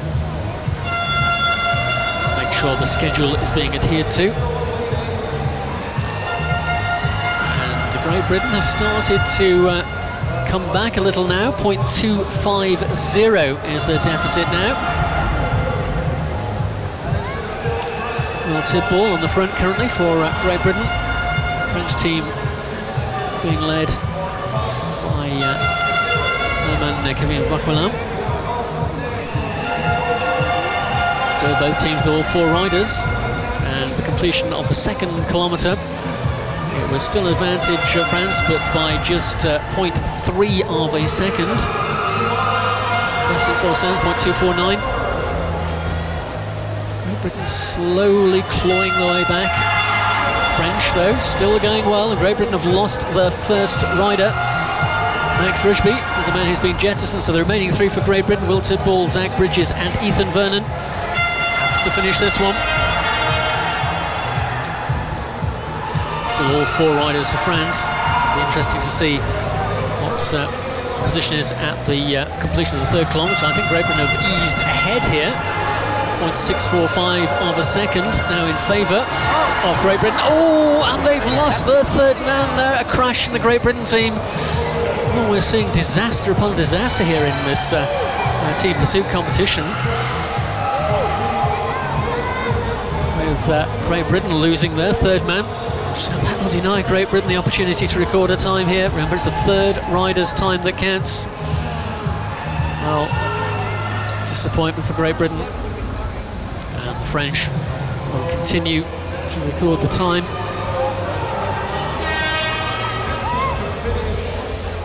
Just need to complete the distance to France to come out as winners of this one and secure the place in the gold and silver medal final. It'll be interesting to take another look at that situation that befell the British team. We saw the overlap that was the undoing of the Belgians, the opening heat. Man 3 who found himself making contact with the ground on that occasion for Great Britain. So the French celebrating already, placing the final. 4:05.356. Time that's in the circumstances academic. We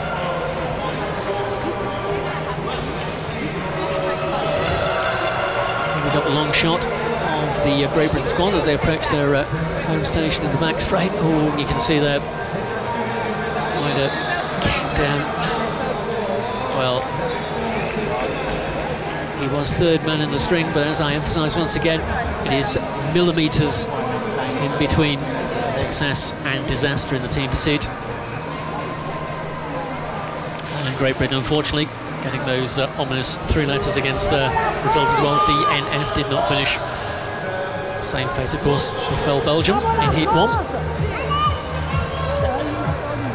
So no shortage of drama in this men's team pursuit first round. The outcome of all of that drama was that France are into the gold and silver medal final. And the only question that remains is who they will meet there.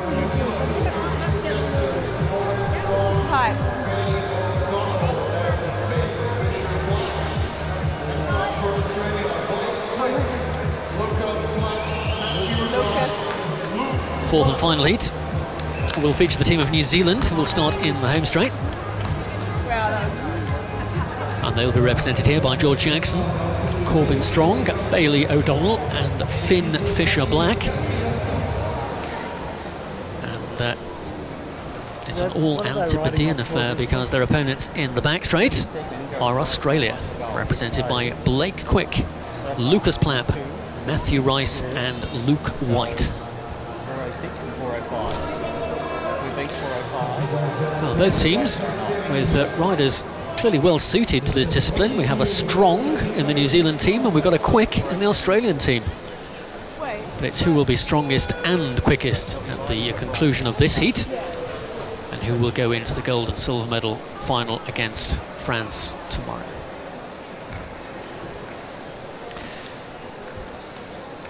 Australia 4:07.541 in qualification earlier today. 4:04.321, so comfortably faster were the New Zealanders.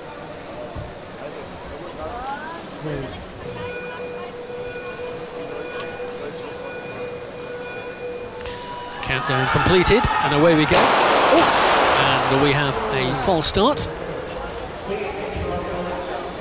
It was team in the home straight, New Zealand. Recorded the false start.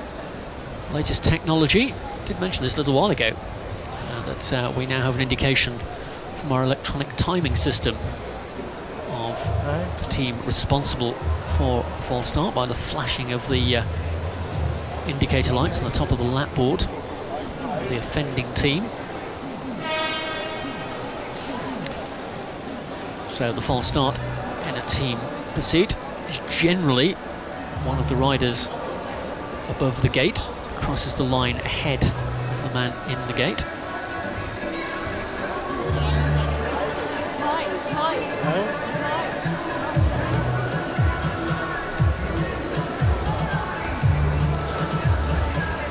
So one more opportunity for New Zealand. As I was about to say before they came to a rather rapid halt, was that they were last year's bronze medalists at the World Championships in Monticello.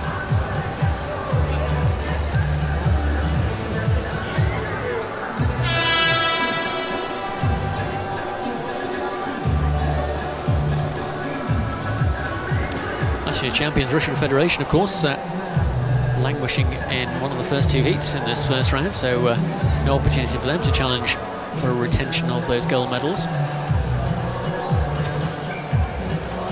France already through to the gold and silver medal final. Australia with a tactical advantage, New Zealand having posted a false start, so they need to get it right this time.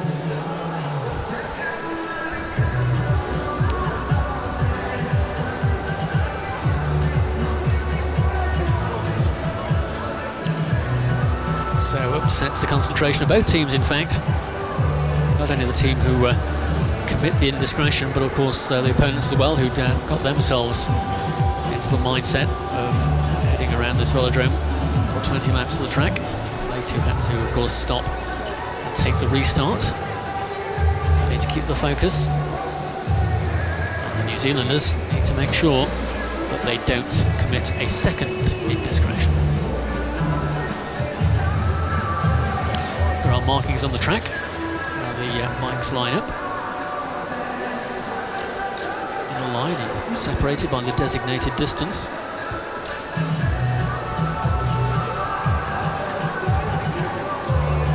So the indication given in both home and back straight that the countdown can commence. So the second opportunity for the fourth heat of the men's team pursuit first round. New Zealand in the home straight, Australia in the back straight.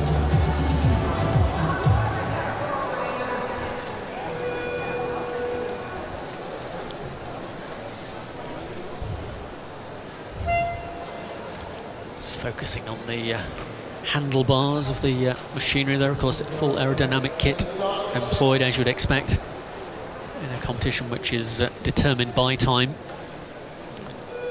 Twin disc wheels,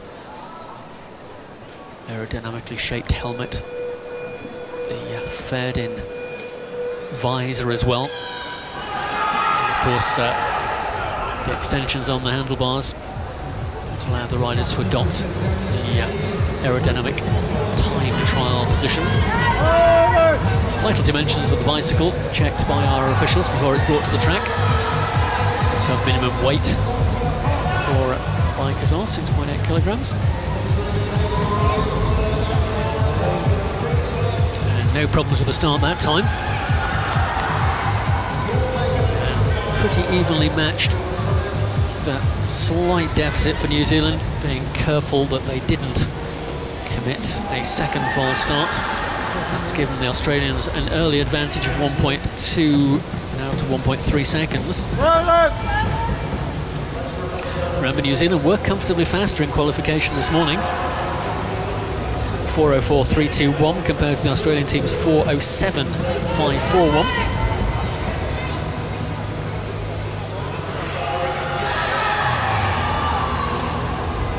Both teams fielding the same squad who rode that qualification round. It's possible to change the lineup of your team in between rounds for those who are officially entered for the competition. It's still advantage Australia, and it's still pretty much the same advantage, 1.289.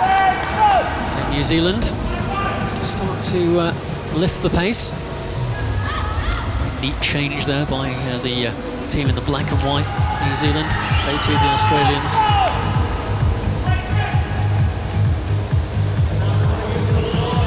It's rhythmic action as the pedals are pumped around. Almost hypnotic as you watch these expert practitioners of the art of team pursuiting. as there may be, they are the best juniors in the world. Still nothing really between these 2.6 of a second now as New Zealand start to head back to the third kilometre. New Zealand down to 3, Australia still with 4. It's George Jackson who is suing off the New Zealand squad. A little bit of daylight to man for the Australians. But he's regained that ground. New Zealand coach anxious to encourage his rise. They, for the first time in this first round match, take the lead, 0.303. It's a scant advantage, but it's an advantage nevertheless for New Zealand. As we come to the conclusion of the third kilometre, going to the final 5 laps, Australia still with 4. An advantage for Australia just by 0.2 of a second. This really is swinging backwards and forwards between these two teams. 0.4 of a second once again now as New Zealand try to take the lead in the final kilometre. The prize is a gold and silver medal battle with France.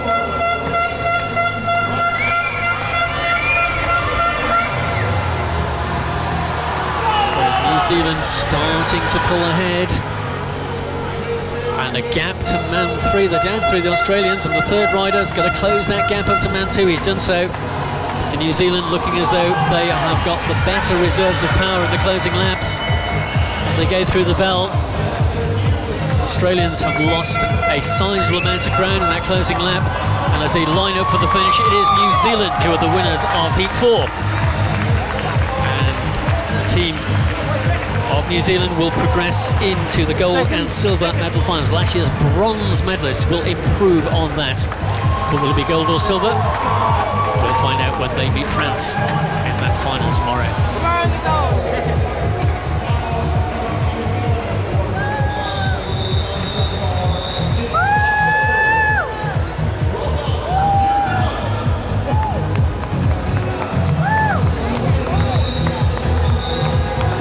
So extremely well judged ride there from the New Zealand team. Didn't let that false start affect them.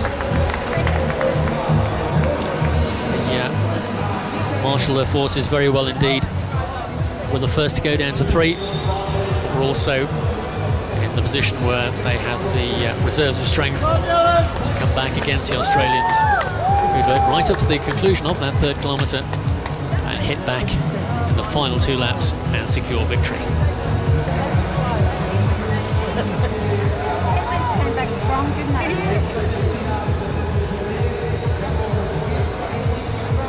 So that competition will continue tomorrow when we reach the final stages. And of course, we also began the day with the women's team pursuit qualification. They move into their first round competition tomorrow.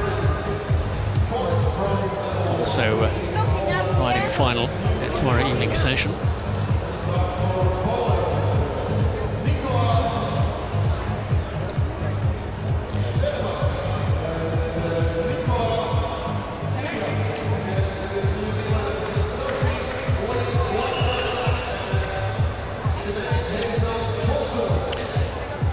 So we're going to move back to team sprinting now, and it is the finals of the team sprint. We can go first,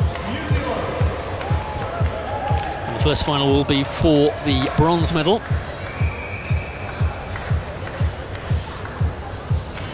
It'll see Poland in the home straight take on New Zealand in the back straight.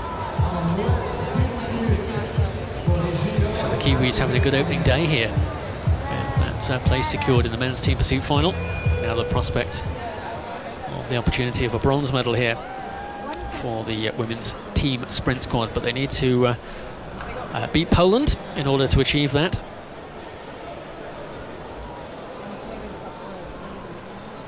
They were just a 1/10 of a second off the pace of Poland at the end of the first round. Poland represented once again by the 2 Nicolas Cermak and Nicola Sibiak. And New Zealand by Sophie Lee Bloxham and Shana Hazel Fulton. So it's Cermak who leads away for Poland. And New Zealand headed by Sophie Lee Bloxham. She will swing up. And, Shana Fulton into the action. Nicola Sibiak to complete the distance for Poland. And as they approach the finish line this time, it's going to be close, but Poland will take it in a time of 28.197.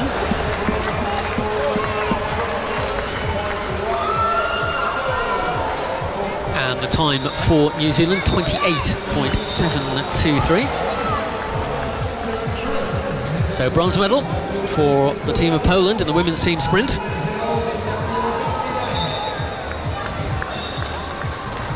Good ride by both teams, separated by less than 0.6 of a second at the end of the 2 laps, but it was advantage Poland, and the bronze medal for that. Nicola Cermak and Nicola Sibiak.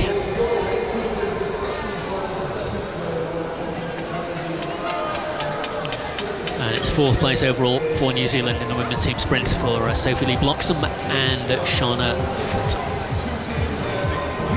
So for bronze medal final, we will of course move to the gold and silver medal battle. And that'll be played out between, in the home straight, the team of Germany. Leah Sophie Friedrich and Alessa Katrina Prosper. So look at the New Zealand rider being brought to a halt there as the Polish rider came through as well. You can be very watchful at trackside as the riders complete the previous heat to make sure that riders for the next one are aware of the surroundings. So to team officials as well.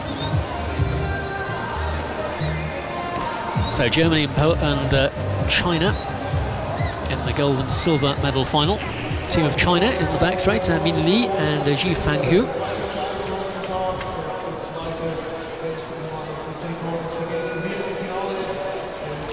Germany 27.872 in qualification. China 28.353. So on the basis of that performance, you've got to favour the Germans, last year's silver medalists.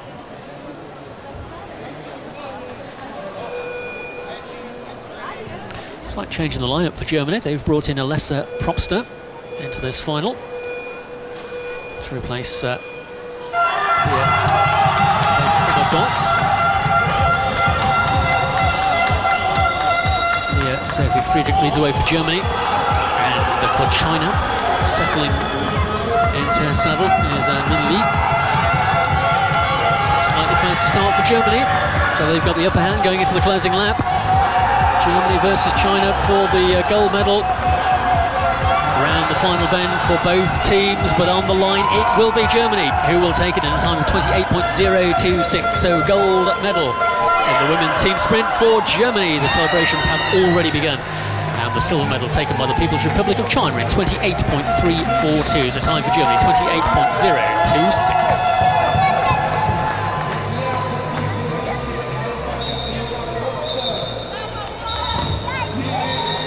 With Poland securing the bronze, that will bring us our victory ceremony later on this evening. Ahead of which, of course, we will have the men's team sprint finals. German fans in the crowd here celebrating, congratulating the riders. Here's Sophie Friedrich and Alessa Katrina Propster bringing home the goods. Gold medal for Germany.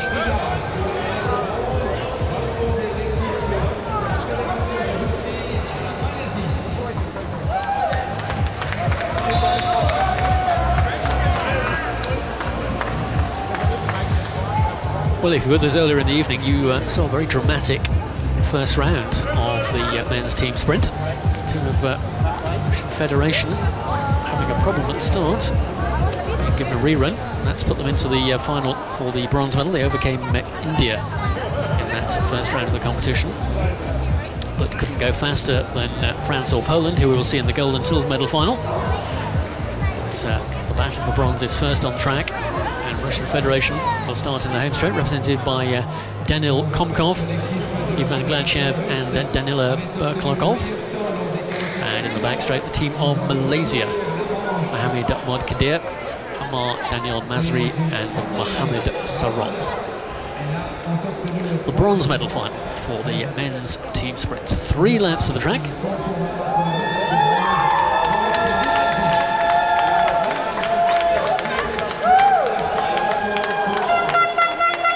Federation's first round time. The second attempt was 36.93. Malaysia's 37.150.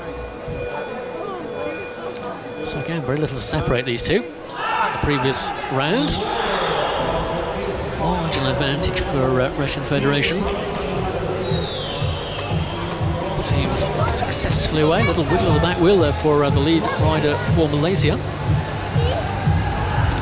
There's Modkadir swings off. Next man will complete the distance for the Malaysian team. So too the Russians. They cross the line as well, just marginally ahead. So can the Malaysians close the Russian Federation team down? Final run to the line. And no, they can't, so it's bronze for Russian Federation. 36.379 for Russian Federation gives them the bronze medal, and 37.277 will give 4th place overall for the team of Malaysia. Well, a little bump in the road on the way to that bronze medal for the team of Russian Federation. So they will be pleased, I'm sure, to have secured the bronze. Not quite to the form of last year, where they were, of course, the gold medalists in last year's championships in Monticello. As for this year's gold medalists, well, that will be decided by the riders who come to the track now. This will be the final competitive action for day 1 of the 2018 UCI Junior Track Cycling World Championships here in Aigle in Switzerland. It's the gold and silver medal final of the men's team sprint. The team who will start in the home straight will be the team of France, Florian Gorenbeau, Vincent Yon and Titouan Orenvoise. And their opponents in the back straight will be Poland, Oskar Flipczak, Bartosz Kucharski and Cezary Laskowski.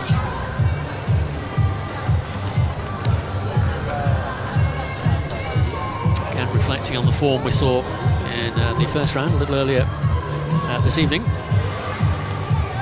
French team recording 36.672 and Poland 36.714.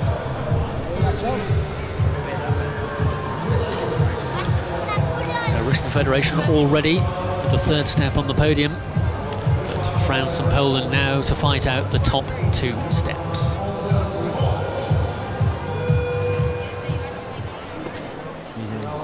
Final encouragement from the French team's trackside assistants as they leave the riders in the care of our race officials. The lineup is ready. France in the home straight and Poland in the back straight. This for the gold medal.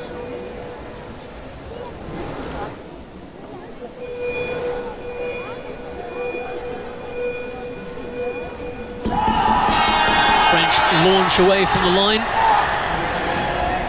Behind the opening lap is Florian Gorenbeau. Poland, slightly slower start for the Poles, with Oskar Flipczak, their opening rider.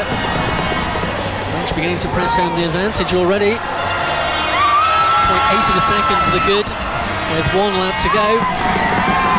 France on the way to their first gold medal of these Junior World Championships. Starting to hit back, but they've left it too late, I fear. Into the finishing straight come the team of France, and they are first across the line, and with it they take the gold medal. France in 36.726 are the winners of the gold medal in the men's team sprint. Poland get the silver in 37.151, and Russian Federation are your bronze medalists in 36.379. Malaysia finishing 4th.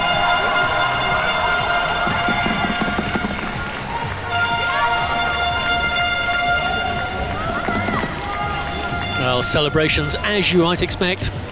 Good support here for the French team. And they are pretty pleased with that. Pumping the arms there, that's Tijuan Renvoise celebrating with his teammates. Florian Grembo was the man who got them away very rapidly indeed. And Vincent Yon, the other member of the French trio, that has delivered the team their first gold medal of these championships. The Polish team put up a strong challenge though, ultimately finishing just about 0.8 of a second behind the pace of the French team. They'll be destined for the silver medal. And of course, Russian Federation, the backstory we already know to that one, are our bronze medalists, and a warm embrace for the riders of the French team. I think you can conclude that they are pretty pleased with that one. Sporting handshake for the Poles, who put up a strong battle as well.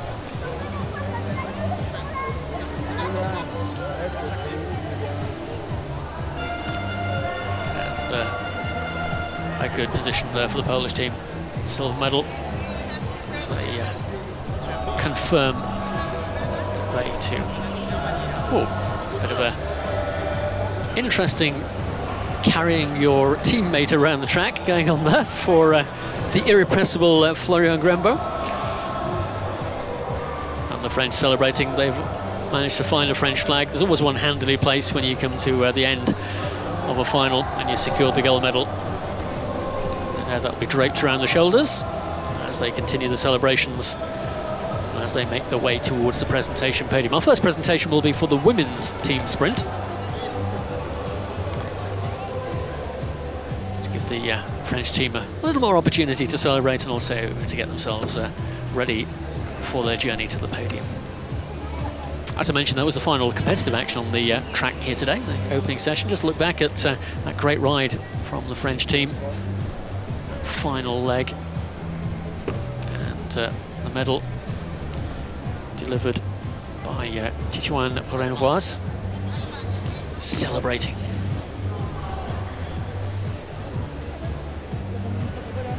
Well, we've seen drama and we've seen some great bike racing indeed on this opening day of these 2018 Junior Track Cycling World Championships. We're back with you, of course, tomorrow for more live action. But we're looking forward now to our two victory ceremonies for the men's and women's team sprint competitions.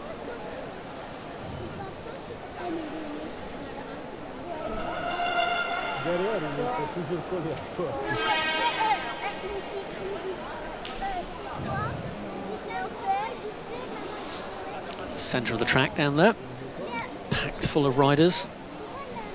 45 nations represented at these Junior World Championships.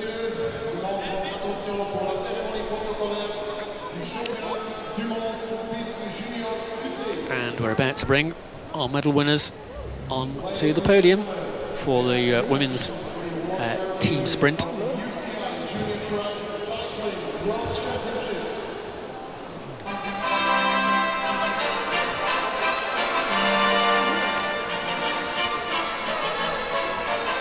The UCI anthem will bring the riders to the line, or in this case to the podium. Nice touch of the rainbow bands around the top step of the podium there. And of course that'll be reflected in the jerseys of the riders. I did mention that Germany had switched the order around a little bit in the team, so all three riders who have ridden the competition for Germany will be receiving medals on the podium.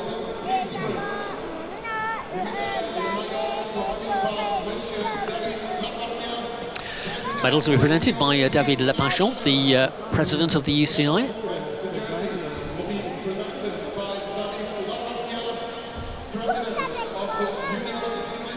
And the first medal, of course, will be the bronze for the Polish duo. The two Nicolas, Nikola Cermak and Nikola Sebiak.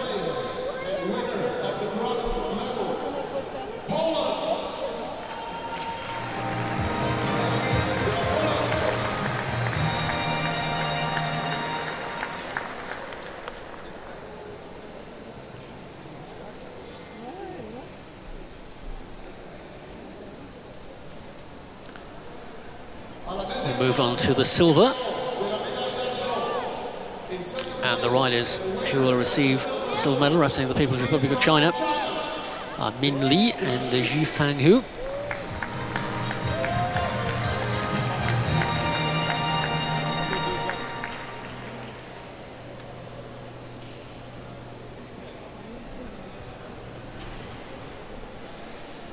And so too the junior world champions, team of Germany.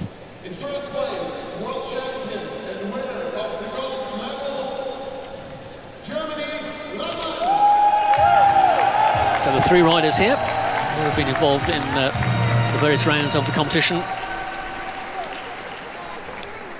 receive the gold medals. And first, of course, the world champions jersey with those rainbow stripes. Emma Gotz, Leah Sophie Friedrich and Alessa Katrina Robster.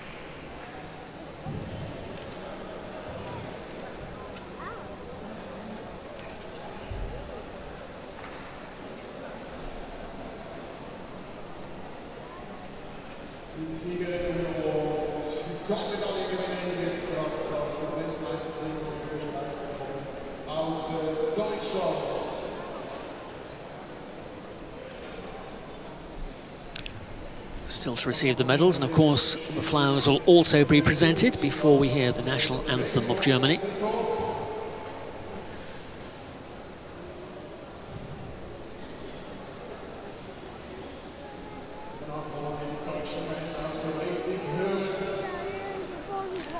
And there are the gold medals.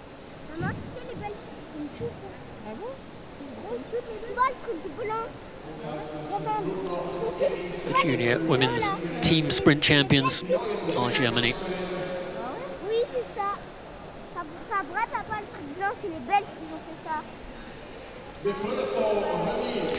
So the riders step onto the podium. The flowers will be distributed appropriately.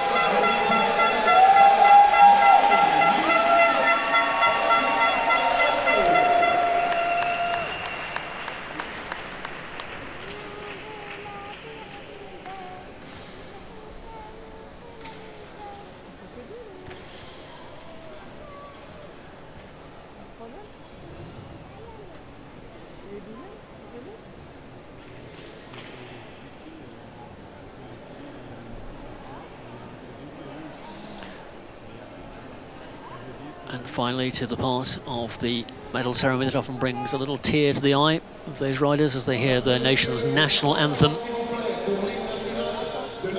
And on this occasion it will be the national anthem of Germany.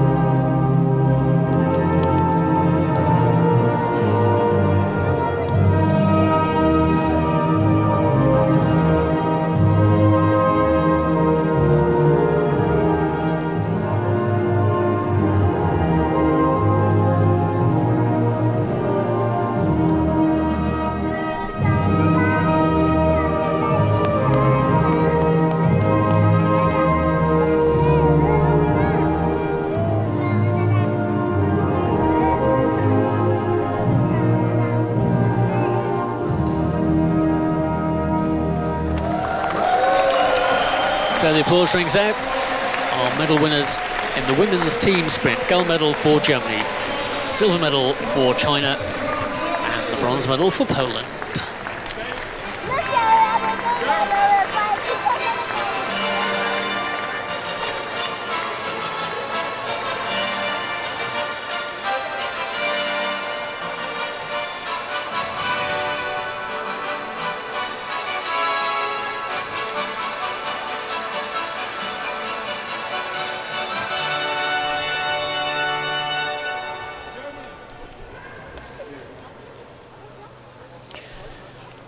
So as the riders depart from the podium, we have one final victory ceremony, which of course is for the men's team sprint. Meanwhile, the obligatory photo shoot with the medals.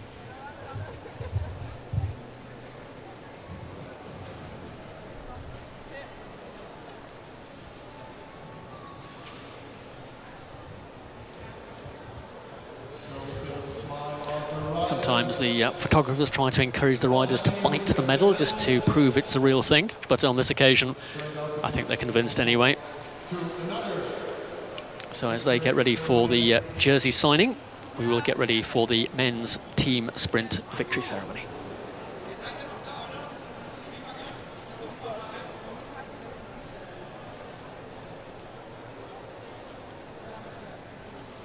But let's give that moment to the winners of the women's team sprint. So you can see the memory is being committed onto the jersey. And someone will be a proud recipient of those other signed jerseys by the riders of the team.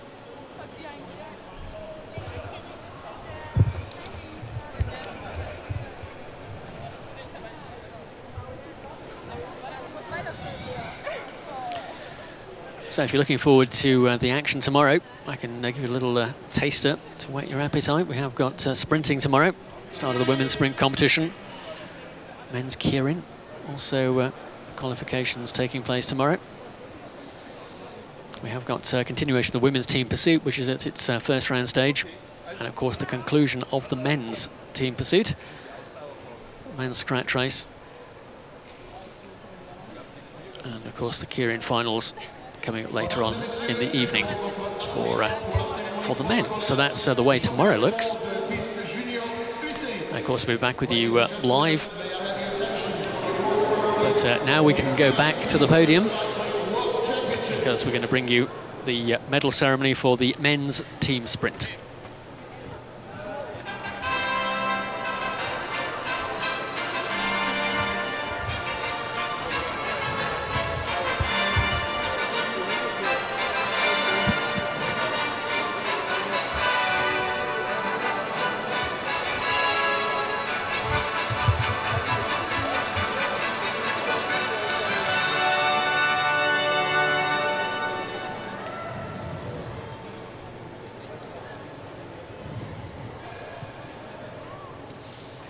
Ceremony protocolaire de la vitesse par équipe homme.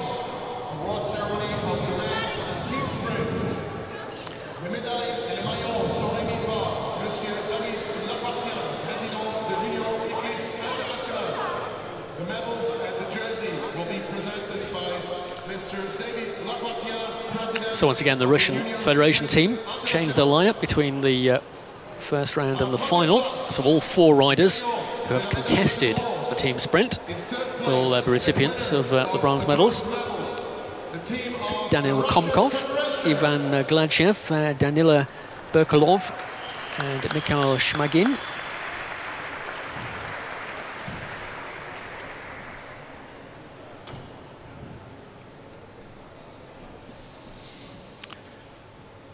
They, of course, were last year's champions, but bronze medal this year for the Russian Federation team.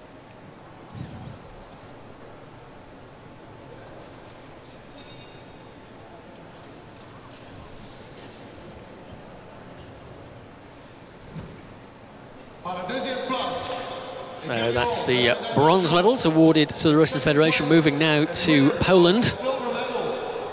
We also had a little bit of drama at the beginning of their final ride. There you can see it. And just watch the back wheel of the rider in the gate. He attempted to depart before the gate had released. His teammates fortunately didn't cross the line ahead of him, so it wasn't a false start, but it wasn't the fastest start they could have got. And that might have been the difference in gold and silver, but they're there, smiling, and the proud recipients, nevertheless, of the silver medal for Poland, for Oskar Flipchak, Bartosz Kucharski and Cezary Lakowski. So now your gold medal winners, they are France. It is Florian Grembo Vincent Yon and Titouan Renvoise, the riders who took gold for France in the men's team sprint.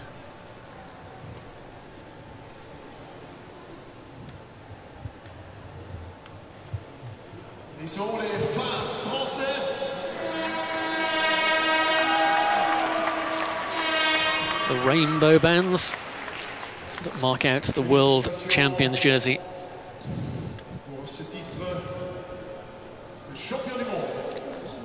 Florian Grembo, the first to receive his. Titouan Renvoise, the one who rode the third and final lap. And Vincent Yon, engaging the UCI president in cheery conversation as they receive their jerseys.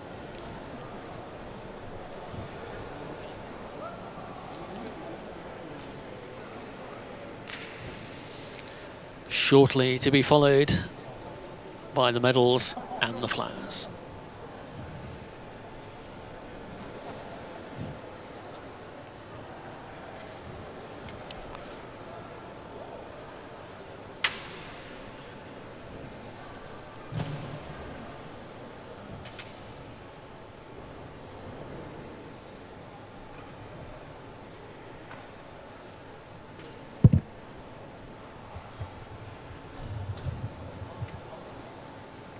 Les fleurs sont remis par Monsieur Philippe Lebas, conseiller d'État du canton du Vaud et chef du département de l'économie et du sport.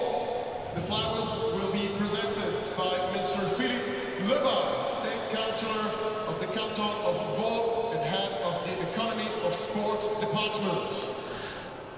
So the flowers presented by the head of the sport and economy department.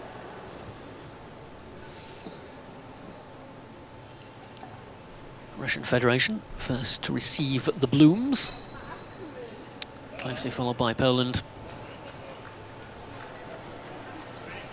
And then the gold medalists, the French team, who are no doubt looking forward even now to hearing the French national anthem.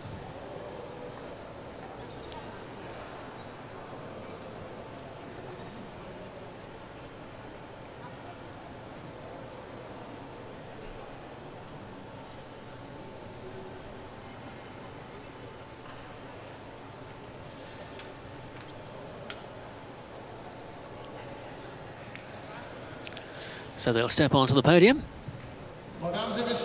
and we will have the French national anthem. Ladies and gentlemen, may I have your attention now for the national anthem of France.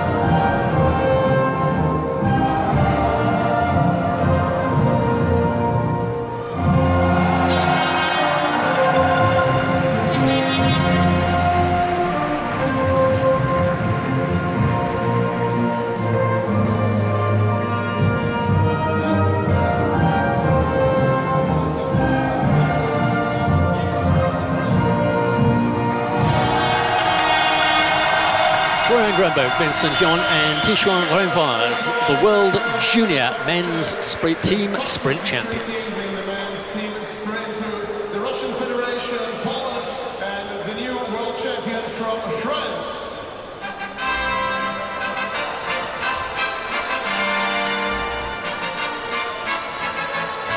So as the riders head away from our final podium of the day, I think you'll agree that's been a great start to the action here on day one of the 2018 UCI Junior Track Cycling World Championships here in Aigle.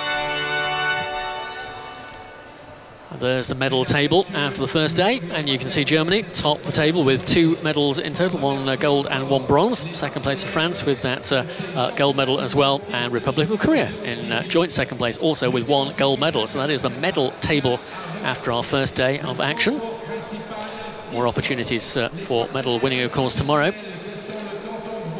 And of course, full coverage of the races tomorrow. We mentioned a couple of the highlights for you already. So we're going to show them to you now, so you can see what will be happening on our track tomorrow. There we begin with the women's sprint qualification, men's keirin, and then we progress through the women's sprint competition. Live coverage from 4 o'clock tomorrow, Central European time, and continuation of the schedule, eventually taking us through the evening. More victory ceremonies and medals, and of course world champions jerseys will be awarded. The UCI wants to take the 2018 Junior Track World Championships. So we do hope you've enjoyed our coverage of this first day of the 2018 Junior World Track Cycling Championships, and you can join us again tomorrow from 4 o'clock for day 2. But until then, we're going to leave you with the site in the track centre as the athletes make their way out of the venue at the end of a great day's racing, and no doubt looking forward to more action tomorrow. And Day1, our official suppliers.